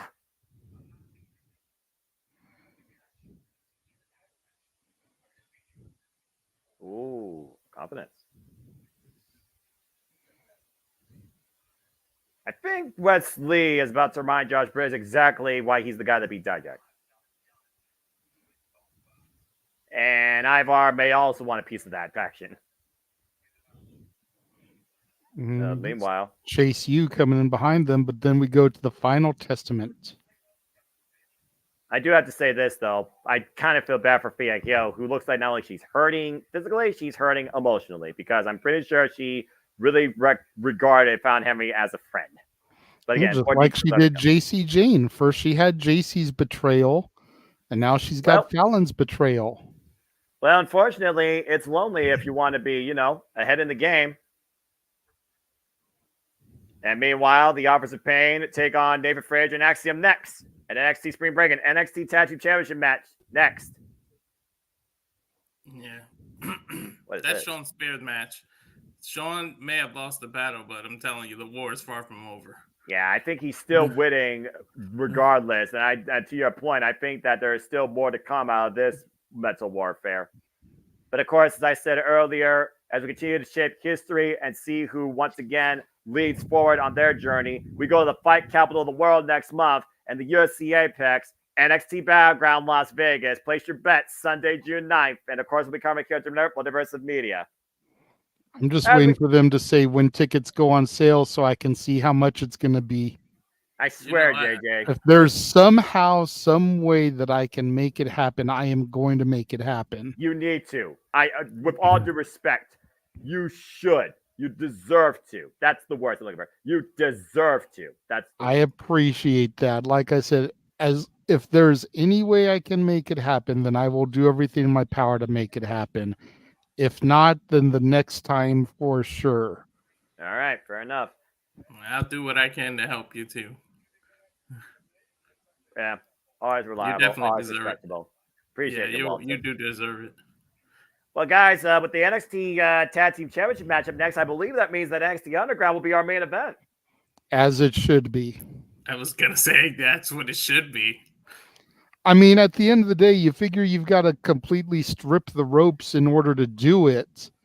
So that should be the last thing that you do is strip the ropes and have the final match. Make it easy on the ring crew at the end of the night. That's true, by the way, to be fair. Build that underground atmosphere under the dim lights. Very curious to see again, not in the octagon, but who thrives on the mat. And of course, we saw the preparations of both our competitors. Of course, still to come tonight, we talked about Shayna Baszler, also formerly involved in Raw Underground in a bygone era, which we don't talk about a lot. But again, previous experience, and again, mat-based magician, stopped Masha Slamovich into submission at GCW Bloodsport. Disciplined by the likes of Josh Barnett. So again, Shayna Baszler might be literally the ace needed for Lola Vice to knock Natalia's lights out. And you can see the watch along in the archives of Bloodsport with me and James covering that. You both did a phenomenal job. Yeah.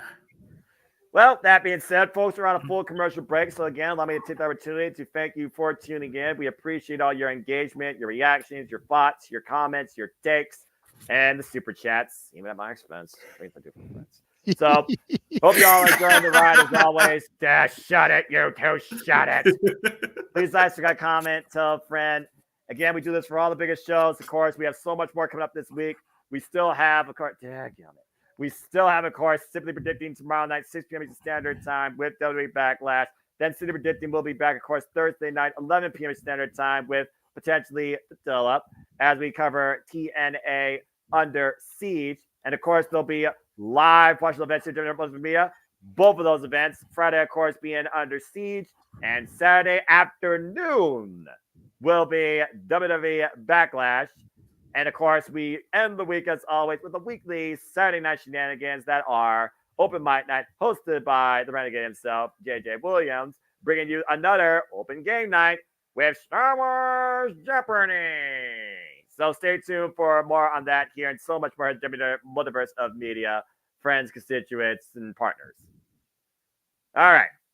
As we get ready for what's ahead, also coming up, of course, on the hashtag We Gonna Die schedule. As we know, guys, we have SummerSlam, of course, made official. We also have Clash of the Castle made official from Scotland. It will be Saturday, June 15th. Time to be determined. So again, folks, if you want to be part of the ride, keep following us along here at JMN Multiverse Media. What's this? Yeah. What is this? Oh, Tony D'Angelo family. The D'Angelo family. Looks like the full-blooded Italians are going to be on the countdown to Under Siege, and we've got a nice little vignette from the family. Mm-hmm. Oh, I don't even know what to say regarding that. Hey, just the fact that little Guido is still getting booked in 2024 freaking makes my day, Noah. I still can't believe that's a thing. I'm just going to say that right now. I can't believe that's a thing, but it is Right? a thing, and it's weird. Freaking little Guido. He's about as full-blooded Italian as it gets. Way back in ECW days and still active today. Right? Allowing the mind of Tony D'Angelo family. Of course, we saw him won last week in six-man tag team action, and Tony D'Angelo now has his prize on the Heritage Cup. As we look towards a different prize, we will see if the Final Testament starts a new book of pain as the offers look to add the NXT Tag Team Championships to this revelation. Look how big these dudes are. You see how much of the entrance way they took? Just walking out. Are jacked, and they are nobody to take lightly, despite their current booking. In a previous era of NXT, you know, Walter, how dominant and dangerous they were alongside Paul Ellering as NXT Tag Team Champions. Hell, they run the Dusty Rhodes Tag Team Classic on their way to becoming NXT Tag Team Champions. Sure. Well, now that they've been drafted to the Red brand, I'm hoping to see some Judgment Day versus Final Testament action. Mm-hmm. And we've got the LWO over there now, kind of reminiscent of the old school Raw Gain Warfare with the Disciples of the Apocalypse, Los Boricuas, Degeneration X, and the Nation of Domination. Yeah. WWF should become the battleground of faction warfare on all three brands. By default, does the Judgment Day get cheered if they fight Final Testament? I don't know. We'll have to see. Well, I do know this. I think the thing with Final Testament is that people are just waiting for them to get booked right. Because we know the potential of Cross specifically. Well, Cross, and he just hasn't lived up to his potential on the main roster. No, he hasn't. Cross has not been booked right since his run as NXT champion, where he cleared the field against the likes of Pete Dunne and Adam Cole and Kyle O'Reilly, just to name a few. So now that they're moved over to the Red brand, so they're getting a fresh start. Whoa! In this Paul Levesque era, hopefully we can get some things turned around for them as the action is underway here, Noah. Not a fresh start, but a fast start by Axiom and Nathan Frazier, who, of course, beat the Wolf Dogs just a couple weeks ago before the Office of Pain returned to NXT and basically foretold what they were riding. And, of course, they know that they are outnumbered right now and are outpowered, but the speed game might be their number one ace in the hole. And right now, trying to take advantage of the Office of Pain, these two men still not off their feet, just trying to drive them to the barricade. La Rage Tope Suicida's here right now. And the fast start by the champions offers the Pain a bit thrown off their game. Referee's got to regain some control here. Looks like we're clearing Axiom out. Nathan Frazier's going to stay in. Bell rings. And he just got dropped with a freaking clothesline as he ran into it. Just thrown away. And which one of the Authors of Pain is that? Because I can't tell them apart either right now. That was Akam, yeah, or as I call him, Toka. If you know, you know, folks. Ninja Turtles 2, Toka and Razor. Yeah, dude, even when I was once a wee lad, even I know that, all right? Even if TMNT has been rebooted more times than it should be. Again, tried to friggin' blow an IP into oblivion. What else is new for the world of cinema?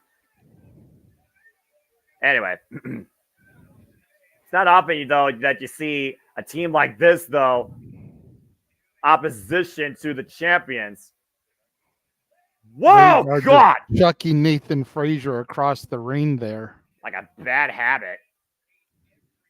And again, this is what they needed to neutralize. They did not need the Offers of Pain power to come into play. Again, the Offers of Pain are all about one thing: physical, violent, bodily harm. And of course, the mastermind that has led multiple tag team champions of the past, Paul Ellering, at ringside. God bless you. Tag.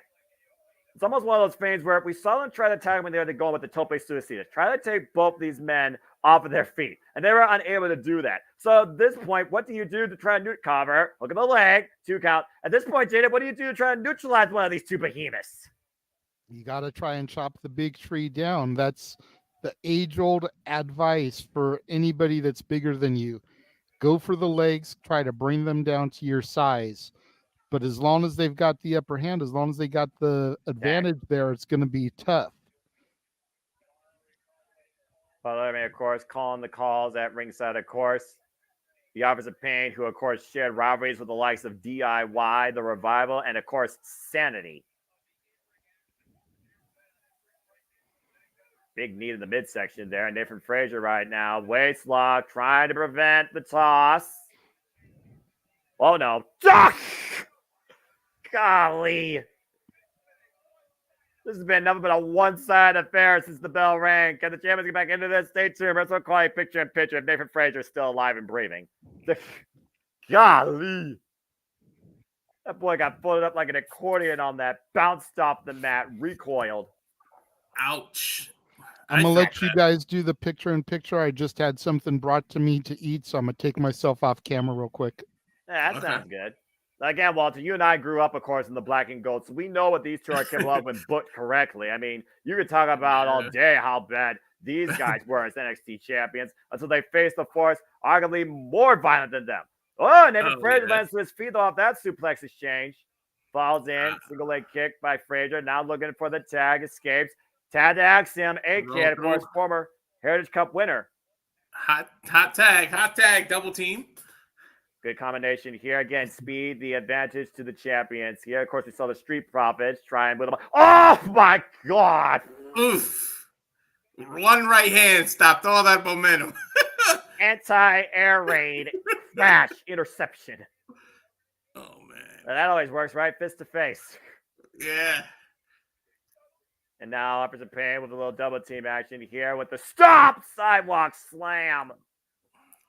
And now covered, become new tag team champions in a 2 count.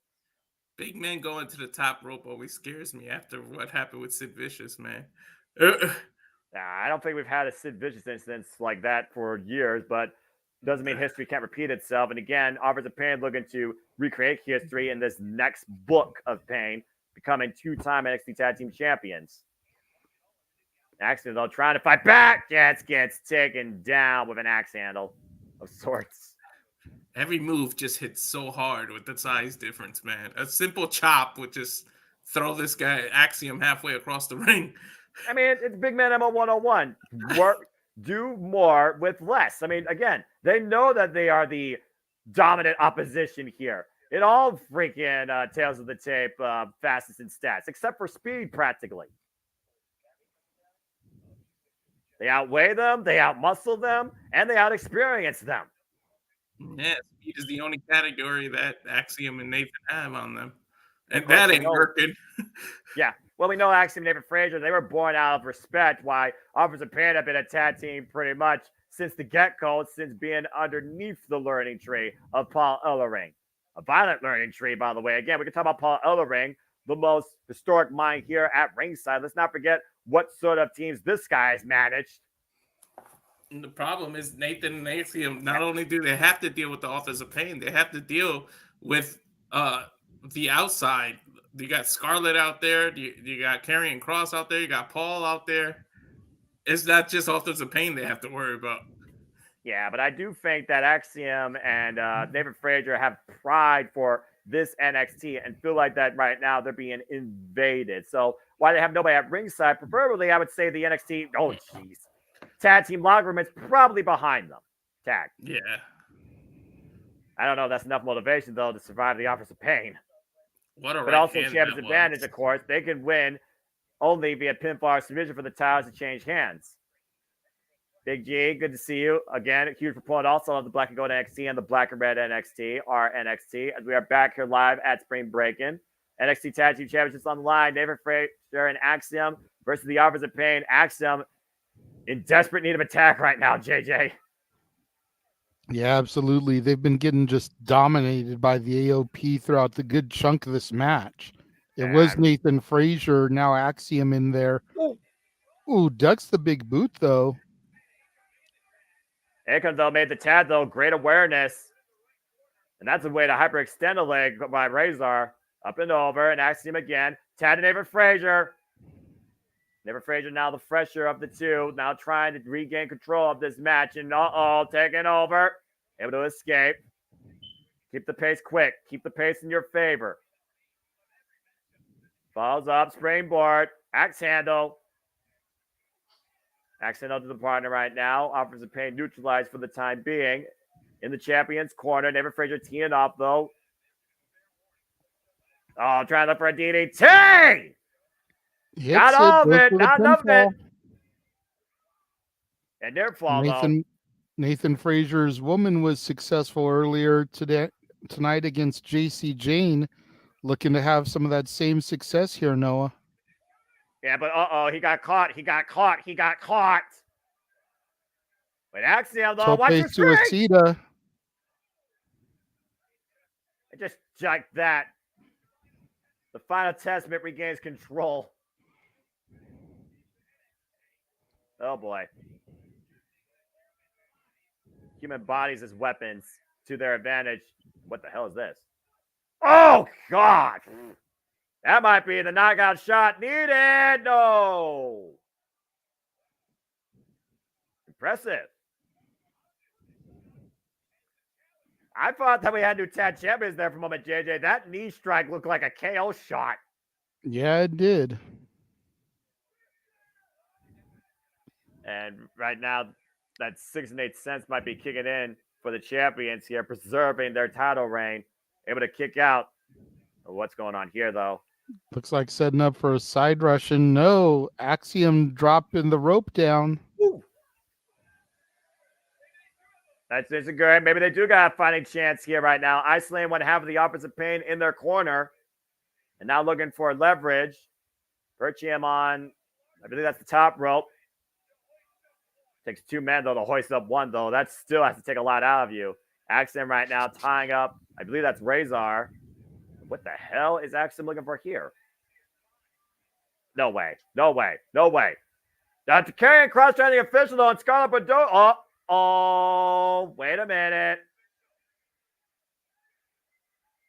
Busted! Ejected.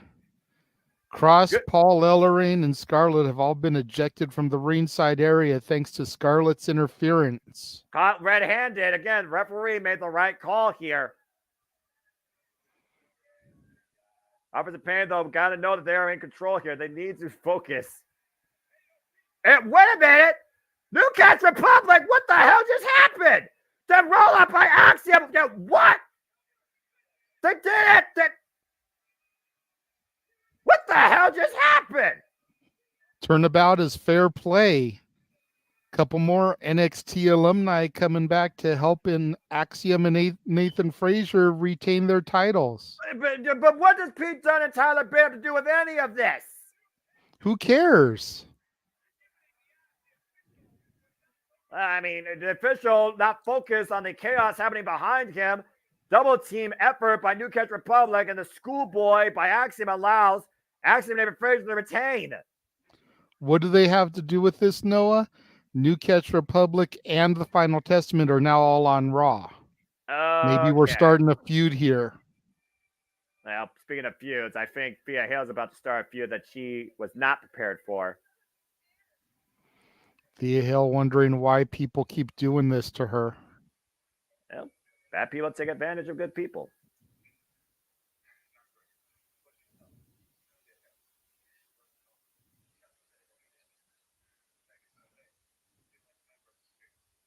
Rich Holland actually checking on Thea Hale.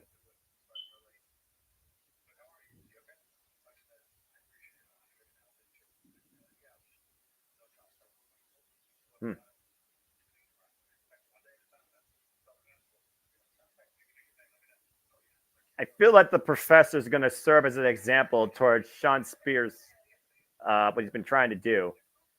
To go outside. Oh, Lord. Ugh, get these guys off my screen. Anyway.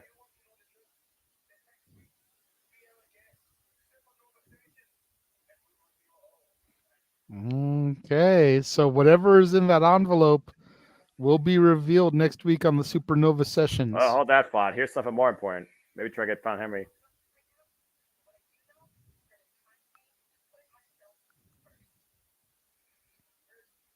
Von Henry saying it's time for me to put myself first.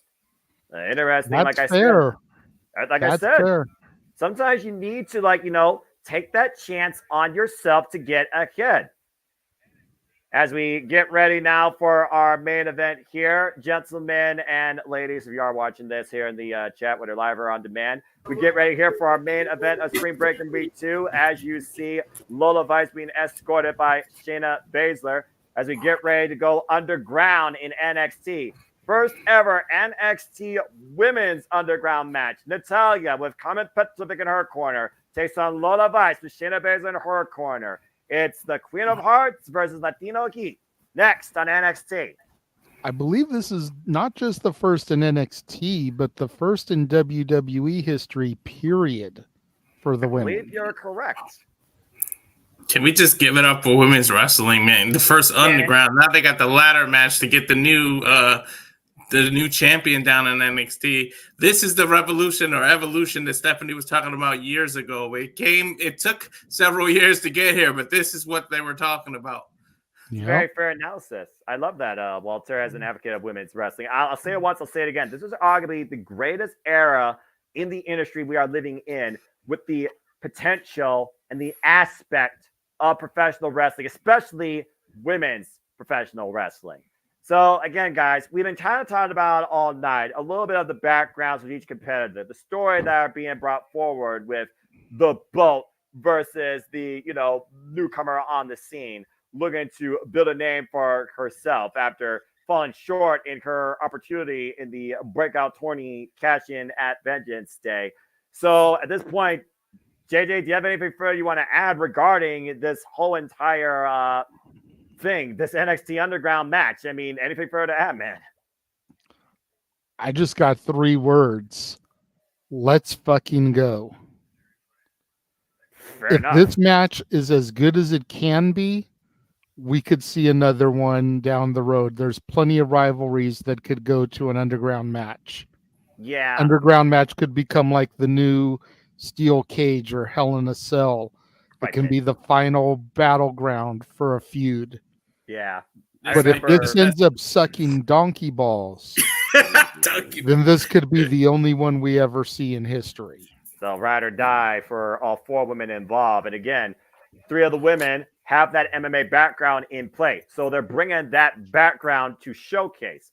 But on the other side of that, the one factor here has the professional wrestling submission technique, excellent execution background to bring forward. And that might be the difference maker at the end of the day. We talked about it before. Lola Vice talked about she has some of the fastest fits in the game. Lightning fast punches. She is a striker, focuses on striking. Natalya, she is more of a grappler, a tackler. She is technically founded. But Carmen Petrovic, background in karate, probably taught Natalya a thing or two. And I think Shayna was even admonishing Lola Vice that if you're going to take down Natalya, you got to focus on doing more than trying just to knock her out. You need to take the wind out of her. You need to try and subdue her. Wins can be found on the mat or in knockout. And I'm sure Underground's going to apply under both those facets. I'm very curious to find out what the rule set's going to be for this too, because in an Underground contest, you got to imagine there's not going to be a pinfall. It has to be via tap out or submission. I figured that's what it would be. And then, I mean, you figure in real MMA and in combat sports, the answer to karate is wrestling. So you got that dynamic. If she can wrestle, hold onto a limb, do some jiu-jitsu, but the problem is my mommy's also profound in Brazilian jiu-jitsu. So that's the issue there. So no matter what you go, someone's an expert in it. So it'll be interesting to see. But that's the assumption, is that somebody's got to tap to lose this match. Or get not the F out. I mean, we've seen fight pits. We've seen pit fights in NXT, in WWE, in TNA. If you watch Speedball Mike Bailey versus Kenny King. I mean, at this point, with the fact we're going to the fight capital of the world, I can't stress that enough. Next month, June 9th, UFC Apex Center. You got to consider if this isn't sold here, they're going to sell it inside the octagon. I'm so happy for the Apex that they did. We saw something like this coming as soon as the TKO and everything was coming up. We were saying there's got to be some kind of union or something, whether it's an arena or some UFC crossover, but we knew something like this would come up. Well, you talked about the beauty of women's wrestling right now and the variety on the landscape. Let's talk about, again, what's to come later on ahead, because we're going to see if dreams come true or if nightmares continue to follow. Undisputed WWE Championship will be on the line as Cody Rhodes goes one-on-one for the first time ever against phenomenal AJ Styles at Backlash. Saturday, 1 p.m. Eastern Standard Time from Liège de Sens, France. And what is a must-win for the American Nightmare? What the heck's this? Idris Enofe and Malik Blade.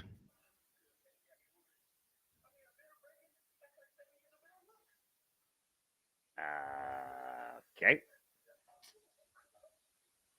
Remember last week in the tag team locker room, the mirror fell and broke? Superstition. Yeah, I was going to say, didn't the mirror break? Yeah, they're the ones that broke it. Bad luck coming. Brindley Reese has been their cheerleader. If you believe in that.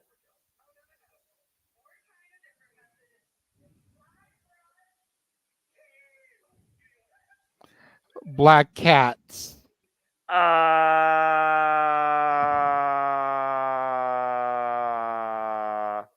All superstitions.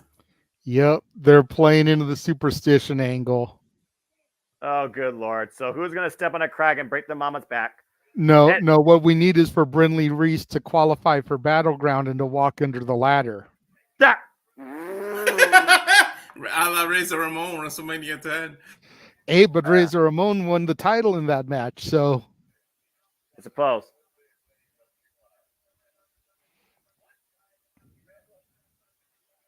Well, again, if you all believe in superstition, I believe in actual circumstance, not just sheer coincidence. So we'll see what happens.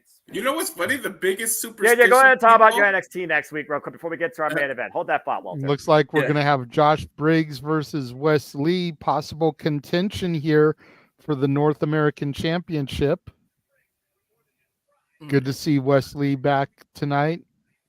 Supernova Sessions with special guest, our champion Trick Williams.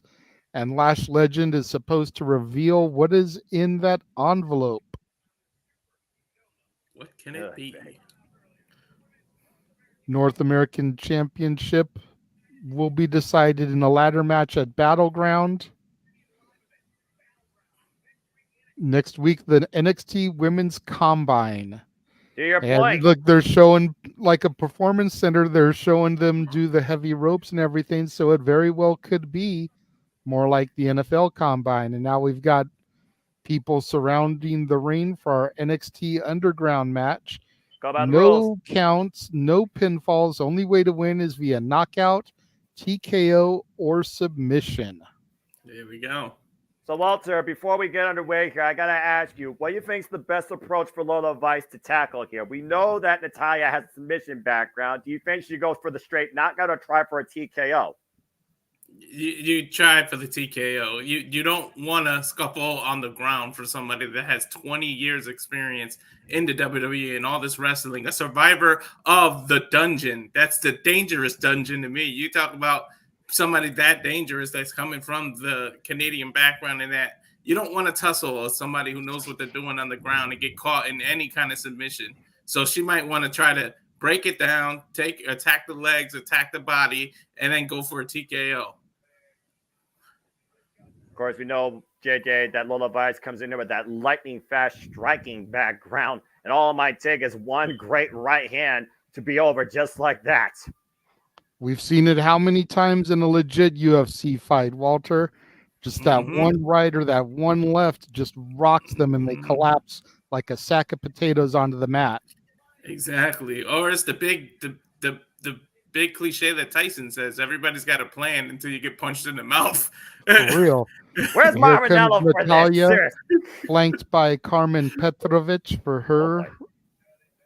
Going straight eye to eye with Lola Vice, not even given a moment. Let's get ready for introductions, folks. Alicia, take it away. Oh, we got the drop down mics just like at the Garden. Nice. All right, this is brilliant. It is. I actually wouldn't mind actually seeing one of these live. This actually looks pretty damn cool. I've got your back on that one, Emmanuel. As much as I love Natty, Lola needs this victory. Yeah, Queen of Spades in the corner of Lola Vice. We're talking about Shayna Baszler's MMA record. Sheesh. And the fact that Shayna had that experience in the other kind of match you mentioned where she stomped her out, this is pretty much the same thing as Bloodsport. So it was smart of Lola to have Shayna helping her. Yeah, but it's also smart that Natalia got somebody with a karate background helping her. So maybe it's not just the mat game she could capitalize on. We'll see how quick those kicks are for Natalia versus those fists of Lola Vice. NXT Underground match. Main event here tonight. NXT Spring Breakin. Bell rings were underway. I really do think for the touch of the gloves, traditional start off there. I really do think really going after with those kicks. Whoa! God, there's the grappling. There's the grappling already. Steering them off the freaking apron onto the ground there. But again, let's also talk about the atmosphere in case people don't know. There are no ropes. It is nothing but a mat and spectators. That brings the lightning fast right just caught Natalia in the midsection. And with no ropes, that means there's at least a 4-foot drop from the apron to the ground. Exactly. Good takeover by Natalia, though, trying to grapple Lola Vice down the mat, shoulders down. But again, pitfalls don't matter here, trying to isolate the left arm. You see Lola Vice with the wrist lock, though. You almost got to wonder if the fact that Lola Vice wasn't concentrating on submissions and ground technique, if that's going to play to Natalia's advantage. Is Lola relying too much on having the fastest hands? And again, I think Shayna Baszler was admonishing her earlier during their sparring session. To your point, we saw Lola Vice teeing off against that punching bag. But Shayna Baszler, she's the submission specialist. She knows how to take down an opponent. Speaking of a takedown, nice takedown there by Natalia. And mounting Lola Vice, just teeing off against her. And you see Lola Vice covering up. But now she's in an open guard. Now she's got to pass the guard. There she goes. Natalia passes the guard. That's why I left you on for this one. You know the MMA lingo, Walter. Yeah, on paper, this looks like Lola Vice's strength, but Natalia right now taking advantage of Lola. To your point, looks like she might have a heel hook or a toe hold. Modified ankle lock shorts. Lola Vice, though, able to roll through, try to work the pressure. And again, Natalia leaves her core exposed, and Lola Vice takes advantage of a vicious stomp. Ouch. Axe kick. Another vicious axe kick by Lola Vice. Again, Lola Vice's record, of course, stands, of course. I believe she had 5 matches, and right now, maybe she's looking for the kidneys here. 4-1. Yeah, 4-1. And you talked about that one being very close. It was by literal decision that she lost that one. Yeah, it wasn't unanimous. It was a split decision. I don't think we're going to have a split decision here. Again, we talked about how this ends. TKO, KO, or submission as Natalia sent off into the spectators at ringside. And that's why they're out there to catch people in a fall. So it's smart to have a crowd out there. Lola Vice taking advantage in this fight. You won't miss a second of the action, though. Restaurant quality, picture in picture. Lola seems like she's favoring her left knee. Well, again, you saw Natalya working over the left leg earlier. And again, what's damage done? We know how dangerous a submission hold is, even for just a few seconds. Ooh, brutal pop to the chest there. Yeah, Natty's been targeting that left leg, and you saw Lola targeting the small of Natty's back, trying to weaken that there with those axe kicks and everything just a few moments ago. You figure that if Natalya has a compromised back, she has a compromised hold on the sharpshooter. She can't fully apply as much pressure as she wants to it. Of course. So Lola Vice has and done her to that point, despite Lola's leg, could you imagine if she tries to throw Natty into a sharpshooter, beat her with her own game after already weakening that small of the back? And that's really how this came ahead, JJ. We saw Lola Vice made this personal, insulting Natalya, using her own sharpshooter against her corner person, Carmen Petrovic. This really all comes off the fact that Lola Vice couldn't beat Carmen Petrovic one-on-one. So what did she do? She got furious. She wanted an open challenge. Who answered it? Natalya. And Natalya beat her. She ate 2 losses in the same night back-to-back, and she hasn't lived it down 6. Lola going for a nice armbar. She took her down, jumped right to the side, went right for the armbar. Perfect transition. Again, but Natalya, I think, has been in this hold at least a number of times before. And again, when you're talking about a graduate of the heart dungeon, you know how to escape pretty much any grapple. And what's beautiful is without any pins, you don't have to worry about your shoulders being on the mat. So Natalya can try to do all that reversing that she's doing and pinning. Like in a normal match, that would have been a pinning combination that would have forced Lola to let go. But in this kind of match, you don't have to let go. Yeah, Natalya just literally doing everything she can, teeing off against Lola Vice, back of the head and neck, just wailing away. And another shot to the core, finally creating separation. Natalya back up to her feet, Lola Vice down to one knee. Neither of these women right now look anywhere near to a knockout or suplex there by Natty. A traditional wrestling move. I didn't think you'd see that in this. Again, this is not the UFC. This is not MMA. And technically, this is not even professional wrestling. This is the underground, where you mix all arts for a win. And again, I thought Natalya for a moment was going to go for the pinfall, and instead might be transitioning for a possible submission. Kimura, it looks like. And we're back here. Screen action. About time now I can actually see what's going on here. Lola Vice able to reverse it again. Good shot taken again where Natalya exposed their core. Now both of them on the outside. Was that to the rib there, Noah? That was to the ribs. That Sobot kick. Front face lock and snap German on the floor by Natalya Lola Vice. Ouch. Following up with a PK kick to the back, lining up the spine. You see the face and chin of Baszler concerned for her corner woman. Natalya right now, front face lock, another snap German, once again wearing down that back of Lola Vice. Natalya this is old school as it gets. Yeah. I wonder if Natalya must feel like she's back in the dungeon right now. She must be so happy to have these kind of matches. And right yeah, now, definitely. Vice, oh, no! Ouch. Took out the legs, and Natalya falls back first across that boogie board of sorts on the announce table. Not perfectly flat, by the way, either, might I add. Sweep the leg, just like the Karate Kid. Mm-hmm. Yeah, you see Natalya right now gasping for air, but again, the double leg, and Natalya again teeing up against Lola Vice. Lola trying to cover up, though. Natalya with her version of ground and pound. Jesus. Oh, right. Ouch. And I think her ribs just hit that ring post off that roll-off. Yeah, and then there's like, if you look at the pole, the piece where the turnbuckle should be sticks out. She might have hit that bottom part of it. Yeah, to your point, you see that the corner bits that covered up a little bit, though, are still there on those ring posts, just as damaging. Lola Vice right now with wrist control, grasping the left wrist of Natalya. Just teeing off against Natalya with these kicks. Going for a cravat. Working the neck now. Crowd rallying behind Natalya here, chanting Natty, Natty. Well, again, locker room leader for generations. Best of all time. Standard bearer of all time. Guinness world record nice breaker. Kicks. And right now going for a triangle. Triangle. Looking for a submission here. And look at the way Vice has her hands up. She needs grabbing the left arm and right now teeing off the point of her right elbow on the crown of Natalya's head. She has a Bryan Danielson. Ouch. Yep, going right for the temple there. Natalya, though, trying to create separation, just throwing shots that she can with her free right arm and right hand. Right to the ribs, Nat. Again, right now, both these women are literally attacking each other's ribs. Natalya, though, with the dominant position, keying off against Lola, who again is covering up. Yep, she already broke Lola's grip here. Now trying to break Lola's guard. Now Lola, though, going for a front face lock. Mm-hmm. Potential guillotine. Yep. Squeezing the life out of Natalya. She needs to be more under the chin to get the real guillotine. Her arms are too high up.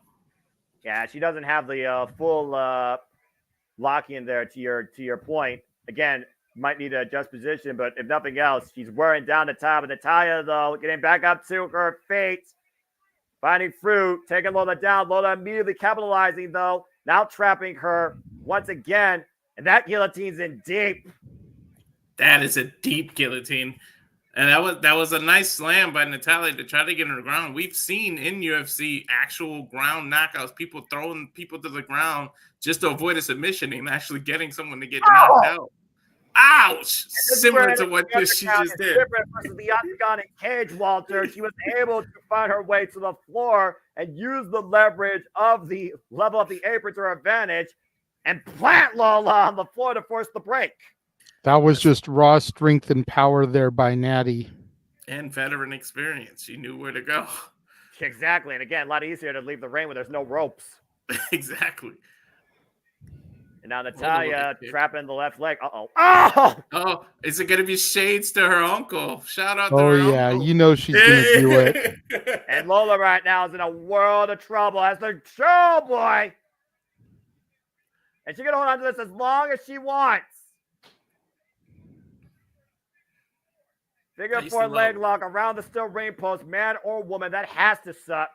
Oh, what's going on here? Shayna Baszler looked like she was trying to get a little bit too close, so Carmen Petrovich came in to get the distance there, not let Shayna get involved. But again, there's no disqualification, so technically speaking, that's perfectly legal. But Carmen did a disservice to Natalya because she caused her to break that hold. She bumped into her by accident. But Natalya is still in the dominant position, guys, and she finally might be looking to cross those legs over, step over the sharpshooter. But Shayna Baszler, though, no rules. Again, there's no rules here. And Shannon again to the outside. They blow the vice, though. Whoa! Look for Buenos Noches. Natalya able to scout the kick. Once again. Going to step through. Got it locked in. Turning her over. And it's sharpshooter. Sharpshooter, middle of the ring. No escape. Ow. And she's got it deep. She's sitting down and everything. She is screaming. She is pulling for somebody. She is pulling for her escape. Everybody's backing up so that she can't grab her. Natalya sitting, pulls her forward, and then sits right back down on the small of her back. But again, was the damage done earlier to Natalya's back to Lola Vice's advantage? Lola right now holding out in the sharpshooter, and it's in deep. And again, you see Natalya trying to ground her basement further. And meanwhile, Shayna Baszler got Carmen Petrovic trapped in the coquina clutch. Or can't lose clutch, excuse me. Natalya's got to make a decision here. That's the problem. Natalya going to the aid of her friend. And now Shayna and Natalya squaring off on the outside. And remember, these two are former tag team partners. Not for much longer. Got a long bit of rivalry here. We're going to start building up, I think. Natalya definitely had this one. Oh, my God! Ouch! That's spinning and that's going to do it right there. And the referee forcing the separation. That's it. This is over. This is over. It is all over. Just like that. The knockout. Spinning back fist. Pretty much the elbows were unnecessary. Natalya was already out. Lightning fast KO shot by Lola Vice. Buenas noches, Natalya. Give the assist to Shayna Baszler for distracting, making Natalya make that choice. Took her eyes off the prize to go out there and assault her former friend, former tag partner. And as soon as she got back in the ring, whap. Wow. And it was over. Lethal. And the official had to know that Natalya was down and out for the count. You see Natalya still down and out on her feet. Big win for Lola Vice here tonight at NXT Underground. Is she trying to get Shayna to celebrate the way she celebrates? I thought Lola was trying to get Shayna to shake it, and Shayna looked at her like, get the hell out of here. Let's see what Roxanne Perez has to say about that. Of course, no love lost between her and Lola Vice, but you got to see Lola Vice definitely putting her name up there to maybe challenge for the NXT Women's Championship. Next week.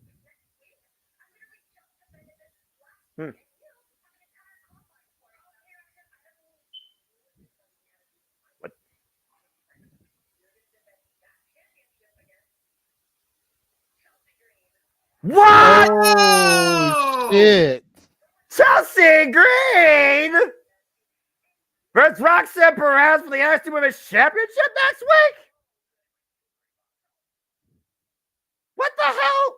Wait, what? Why? How? Yes.